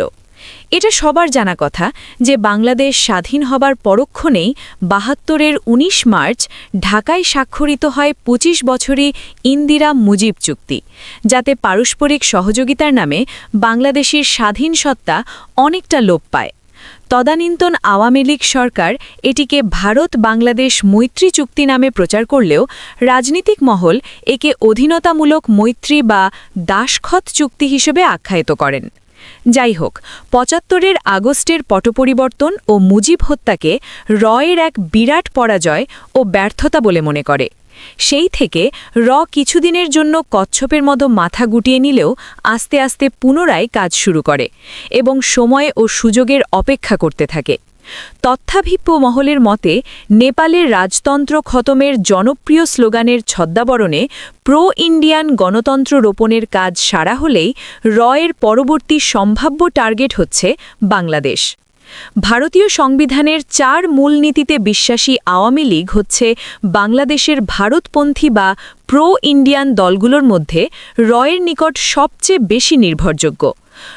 এর ও অর্থবাহ পৃষ্ঠপোষকতায় দলটি ৭৫-এর ল্যাজে গোবরে বাসা কাটিয়ে সময়ের ব্যবধানে ইতিমধ্যে বেশ মোটাতাজা হয়ে উঠেছে। ভারতের ক্ষমতাসীন নয়া সরকার বাংলাদেশসহ প্রতিবেশী দেশসমূহের সঙ্গে সম্পর্কোন্নয়নের কথা বললেও তাদেরকে বাংলাদেশে একটি পুতুল সরকার গঠনের প্রয়োজনীয়তা উপলব্ধি করাতে সক্ষম হয়েছে বলে মনে করার সঙ্গত কারণ রয়েছে। এর একথাও জানা আছে যে ২৫ বছরই ইন্দিরা মুজিব চুক্তির মেয়াদ ১৯৯৭ সালে শেষ হয়ে যাবার আগেই পুতুল সরকার বসানোর কাজ সেরে ওই চুক্তি জিন্দা করে নিতে হবে। এ কারণেই ভারতের নতুন সরকার ৩ বিঘা হস্তান্তর, শান্তিবাহিনী সমস্যার সমাধান ও ফারাক্কায় পানি বণ্টনের স্থায়ী চুক্তি স্বাক্ষরের উদ্যোগ নিয়েও আবার ফেলে রেখেছে। তারা চায় ওগুলো পুতুল সরকারের মাধ্যমে করিয়ে তাদেরকে জনপ্রিয় বানিয়ে সেই ফাঁকে কাজ বাগিয়ে ফেলবে। সাম্প্রতিক উপজেলা নির্বাচনে আওয়ামী লীগ অনেকগুলো সিট পেয়ে প্রচুর শক্তি সঞ্চয় করেছে। নির্বাচন সম্পর্কে বিএনপির সিদ্ধান্তহীনতা এবং জাতীয় পার্টির অভ্যন্তরীণ কোন্দল ও এই দলে লুক্কায়িত আওয়ামী লীগারদের নানাবিধ সহযোগিতা আওয়ামী লীগের জন্য এই সাফল্য বয়ে এনেছে। ফলে আওয়ামী লীগের এখন ধারণা জন্মেছে যে আসন্ন সংসদ নির্বাচনে তারা অতি সহজেই ১.৫ শতাধিক আসন পেয়ে যাবে। তাছাড়া সংখ্যালঘু ভোট ও টাকা যে বাংলাদেশের নির্বাচনে বিরাট একটা ফ্যাক্টর, তা তো ওপেন সিক্রেট ব্যাপার। সঙ্গত কারণেই আওয়ামী লীগের জন্য দুটো আশীর্বাদ মজুদ রয়েছে। উপজেলা নির্বাচনের পর দেশে মোটমুটি নির্বাচনী পরিবেশ তৈরি হয়ে গেছে। আন্দোলনে বিএনপির লাভ, তাই আওয়ামী লীগ চায় আন্দোলনের পরিবর্তে নির্বাচনী পরিবেশ ধরে রাখতে। দলটির গত বর্ধিত সভায় নির্বাচনের পক্ষে জোরালো বক্তব্য রাখা হয় এবং এ ব্যাপারে একক সিদ্ধান্ত গ্রহণের ক্ষমতা শেখ হাসিনার উপর অর্পণ করা হয়। এছাড়া সম্প্রতি সিমিটার তেল চুক্তি প্রশ্নে বিপন্ন ড কামাল ও তার গ্রুপকে বর্ধিত সভায় সহযোগিতার পরিবর্তে একেবারে শুইয়ে দিয়ে নিষ্কণ্টক ব্যবস্থা করা হয়েছে। কারণ ড কামাল, আব্দুল মান্নান প্রমুখ নেতা আওয়ামী লীগের অভ্যন্তরে এর চক্রান্ত বিরোধী মহল হিসেবে পরিচিত। আসন্ন নির্বাচন প্রস্তুতি স্বরূপ আওয়ামী লীগ দেশের বিদ্যমান অর্থনৈতিক পরিস্থিতি, সরকার ও অন্যান্য বিষয়ে কঠোর সমালোচনায় উঠে পড়ে লেগেছে। তাছাড়া ঢাকাস্থ ভারতীয় দূতাবাসও সরকারের স্থিতিশীলতা এবং আইন শৃঙ্খলা প্রশ্নে জনমনের নানাভাবে বিভ্রান্তি ছড়ানোর কৌশল অবলম্বন করেছে বলে জানা গেছে। কয়েক মাস আগে ভারতীয় কূটনীতিকরা গোপনে মৌলভীবাজার ও সুনামগঞ্জ গিয়ে কিছু লোকের সঙ্গে রুদ্ধদ্বার বৈঠক ও রাত্রি যাপন করেন। গত বৃহস্পতিবারও রাজশাহীতে ভারতীয় দূতাবাসের একজন কূটনীতিকের রহস্যজনক তৎপরতার কথা জানা যায়। এদিকে ভারতীয় প্রচার মাধ্যমগুলোতে বাংলাদেশে কল্পিত সংখ্যালঘু নির্যাতনের বানোয়াট খবর অনবরত প্রচার করা হচ্ছে। পার্বত্য জেলাগুলোতেই পরিস্থিতির উন্নতি সত্ত্বেও ভারত শান্তি বাহিনীকে প্রশ্রয় দিয়ে অন্তর্ঘাতমূলক কার্যকলাপের ইন্ধন যোগাচ্ছে। এছাড়া কথিত বঙ্গভূমি ষড়যন্ত্র জিইয়ে রেখে অন্তর্ঘাতী কার্যকলাপ ও ব্যাপক অপপ্রচারের নেপথ্য ইন্ধন জুগিয়ে যাচ্ছে। বাংলাদেশে রয়ের ষড়যন্ত্র বাস্তবায়নের লক্ষ্যে অনুকূল ক্ষেত্র সৃষ্টি যে এসব প্রচার ও কার্যকলাপের মূল উদ্দেশ্য তা সচেতন দেশপ্রেমিক জনগণের বুঝতে মোটেই কষ্ট হবার কথা নয়। ফলে যতই ক্ষেত্র প্রস্তুত করুক তা এদেশের সচেতন জনগণের দুর্জয় প্রতিরোধের মুখে ভেসে যেতে বাধ্য। অতীতের ইতিহাস অন্তত তাই প্রমাণ করে। বাংলাদেশে রয়ের 60,000 এজেন্ট রয়েছে। জেনারেল এরশাদ শাসনামলে জাতীয় সংসদের অন্যতম বিরোধী দলীয় সদস্য জাসদের জনাব আ.স.ম. আব্দুর রব সংসদের ফ্লোরে দাঁড়িয়ে বলেন, বাংলাদেশে ভারতের 60,000 এজেন্ট রয়েছে। কাল্পনিক সংখ্যালঘু নির্যাতনের অভিযোগ তোলেন শেখ হাসিনা। 1987 সালে ভারতে ঈদের ছুটি কাটাতে গিয়ে শেখ হাসিনা কলকাতা বিমানবন্দরে ভারতীয় সাংবাদিকদের একটি সাক্ষাৎকার প্রদান করেন। সেখানে তিনি বলেন, বাংলাদেশে সাম্প্রদায়িক সম্প্রীতি নেই, সংখ্যালঘুদের ওপর অত্যাচার চালানো হচ্ছে। 25 এছাড়া চাকমাদের সম্পর্কেও তিনি অনুরূপ মন্তব্য করে বলেন, চলছে অত্যাচার, বাধ্য হয়ে চাকমারা আশ্রয় নিচ্ছে ভারতে। 26 এছাড়া ওই একই তারিখের ইংরেজি দৈনিক দি স্টেটসম্যানেও শেখ হাসিনার কথার সূত্র ধরে এরশাদ অ্যাকিউজড অফ পারসিকিউশন শিরোনামে একটি রিপোর্ট প্রকাশ করা হয়। শেখ হাসিনার এসব কথিত অভিযোগের বহু পূর্বে থেকেই ভারতীয় পত্রপত্রিকায় এ ধরনের রিপোর্ট প্রকাশিত হয়ে আসছিল, কিন্তু বাংলাদেশের একজন প্রভাবশালী নেত্রীর কথায় ভারতের সে অভিযোগ যেন অনেকটা ভিত্তি পেয়ে যায়। আমরা তো নয়, তোমাদের লোকই বলছে তোমরা সংখ্যালঘুদের উপর অত্যাচার করছো। এভাবেই যুক্তি দাঁড় করাতে সক্ষম হয় ভারত। যে উদ্দেশ্য নিয়ে সংখ্যালঘু নির্যাতনের প্লট তৈরি করে আওয়ামী লীগ নেত্রী সে প্লটেরই সপক্ষে এভাবে দাঁড়িয়ে যান। গারোল্যান্ড আন্দোলন। পার্বত্য চট্টগ্রামে শান্তি বাহিনী দক্ষিণ পশ্চিমাঞ্চলে বঙ্গভূমি আন্দোলন উস্কে দিয়েও বাংলাদেশ বিরোধী চক্রান্ত থেকে বিরত হয়নি, বরং বাংলাদেশের উত্তর পূর্বাঞ্চলে আরেকটি বিচ্ছিন্নতাবাদী আন্দোলন সৃষ্টিতে 1988-89 সালে প্রত্যক্ষভাবে ইন্ধন যোগায়। এক্ষেত্রে এর লক্ষ্য ছিল বাংলাদেশকে খণ্ড বিখণ্ড করে দেয়া, অথবা তা করতে ব্যর্থ হলে বাংলাদেশকে অব্যাহত চাপের মুখে রাখা, যাতে সে বাধ্য হয়ে ভারতের কাছে মাথা নোয়ায়। এ লক্ষ্যে 1988 সালের শেষ দিক হতে বিভিন্ন ভারতীয় পত্রপত্রিকায় হঠাৎ করে ময়মনসিংহ অঞ্চলের গারোদের অধিকার নিয়ে রিপোর্ট প্রকাশিত হতে থাকে। গারো উপজাতীয়দেরকে নিয়ে গারোল্যান্ড নামে একটি আলাদা রাষ্ট্র গঠন কিংবা স্বায়ত্ত শাসনের নামে কথিত এই আন্দোলনের উস্কানি দিয়ে সে সময় ভারতীয় পত্রিকায় শুধু রিপোর্ট প্রকাশই নয়, বাংলাদেশের অভ্যন্তরেও লিফলেটও ছড়ানো হয়। এদিকে গারোল্যান্ড নিয়ে 7/2/89 তারিখে ভারতের স্টেটসম্যান পত্রিকায় বাংলাদেশে গারোরা আলাদা আবাসভূমি চায় শীর্ষক একটি রিপোর্ট প্রকাশিত হয়। এস গুরুদেব নামের জনৈক সাংবাদিক উক্ত প্রতিবেদনে উল্লেখ করেন যে উত্তর ময়মনসিংহের আদিবাসী গারো এবং হাজং, কুচ, বোনাই, সাঁওতাল সহ অন্যান্য উপজাতীয়রা তাদের সামাজিক, সাংস্কৃতিক এবং অর্থনৈতিক অধিকার রক্ষার প্রশ্নে একটি আলাদা আবাসভূমি প্রতিষ্ঠার আন্দোলন করে যাচ্ছে। এরশাদ সরকার কর্তৃক সংবিধানের 8ম সংশোধনীর পরই এই আন্দোলন জোরদার হয় বলে প্রতিবেদক উল্লেখ করেন। এস গুরুদেব আরও অভিযোগ করেন যে সাম্প্রদায়িক সংঘাত ও উপজাতীয় নারীদের জোর করে ধর্মান্তরিত করা সহ তাদেরকে অপহরণ পর্যন্ত করা হচ্ছে। এমনকি উপজাতীয়দের হাজার হাজার একর জমি বাংলাদেশ সরকার শত্রু সম্পত্তি আইনে অধিগ্রহণ করেছে বলেও স্টেটসম্যানে অভিযোগ করা হয়। তবে একই সাথে উক্ত প্রতিবেদন থেকে এটাও জানা যায় যে ভারতের মেঘালয় রাজ্যের তদানীন্তন মুখ্যমন্ত্রী কংগ্রেস ইন্দিরা পি স্যাংমা প্রধানমন্ত্রী রাজীব গান্ধীর কাছে এক পত্রে বিষয়টি নিয়ে ইতিবাচক সহযোগিতা দানের আহ্বান জানিয়েছেন বলে উক্ত প্রতিবেদন থেকে জানা যায়। গারোল্যান্ড আন্দোলন যে এর পরিকল্পনায় সূচিত হয়েছিল তা বলাই বাহুল্য। সে সময় যে স্টেটসম্যান পত্রিকায় এ নিয়ে মাতামাতি করা হয় সেই পত্রিকাটিও এর ক্রীড়নক একটি পত্রিকা বই কিছুই নয়। এদিকে কথিত গারোল্যান্ড আন্দোলন সম্পর্কে 1989 সালে ঢাকার একটি পত্রিকায় লেখা হয়, অতীত ইতিহাস থেকে জানা যায় যে আজকের কথিত গারোল্যান্ড আন্দোলনের জন্ম হয় 1947 সালে। এ সময় কমিউনিস্ট পার্টি বাংলাদেশের সাবেক প্রধান মণি সিংহের নেতৃত্বে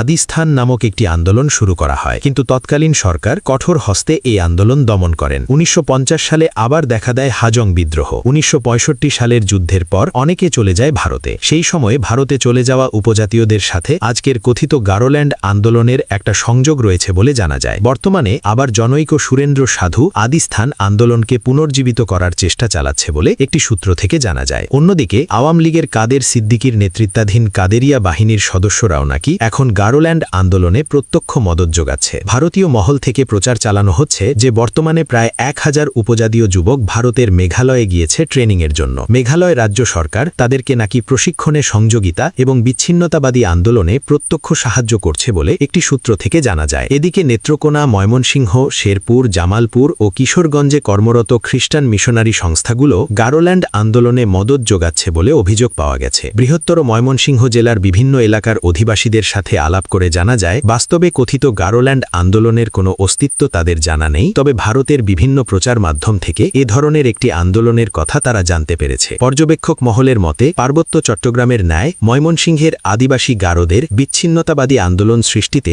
ভারত বিভিন্নভাবে চেষ্টা চালাচ্ছে। ভারতের মেঘালয় রাজ্য সরকার এ ব্যাপারে গুরুত্বপূর্ণ ভূমিকা পালন করছে বলে অভিজ্ঞ মহল মনে করছেন। বিবিসি কানেকশন, বাংলাদেশকে ভারতের সাথে মিশে যাবার উপদেশ। বিবিসি ভারতের কোনো সংবাদ মাধ্যম নয়, কিন্তু তারপরও এই উপমহাদেশের কোনো ইস্যু নিয়ে যখন বিবিসি খবর প্রচার করে, তখন কোনো এক রহস্যময় কারণে সেখানে ভারতমুখীনতাই প্রকাশ পায়। বিশেষ করে বিবিসির কলকাতা অফিস থেকে সবসময়ই সূক্ষ্মভাবে বাংলাদেশ বিরোধী খবর প্রচার করা হয়ে থাকে। 1989 সালে এরকম একটি প্রতিবেদন প্রচার করা হয় বিবিসি টেলিভিশনে। উক্ত প্রতিবেদনে বাংলাদেশের আর্থসামাজিক ও রাজনৈতিক অবস্থার ব্যাপক চিত্র তুলে ধরা হয়েছিল। বিশ্বের সবচেয়ে দরিদ্র দেশ হিসেবে বাংলাদেশের জনগণের করুণ জীবনযাত্রার চালচিত্র ওই অনুষ্ঠানে পরিবেশন করে উপসংহারে বলা হয়, বাংলাদেশকে টিকে থাকতে হলে ভারতের সাথে মিশে যাওয়া ছাড়া উপায় নেই। এ আহ্বানের পরিপ্রেক্ষিতে এটা বলা কি খুব অন্যায় হবে যে বিবিসিকে এ ব্যাপারে প্রভাবিত করেছে, বা বিবিসির ভারতস্থ ইন্ডিয়ান সংবাদদাতাদের সাথে এর যোগাযোগ নেই?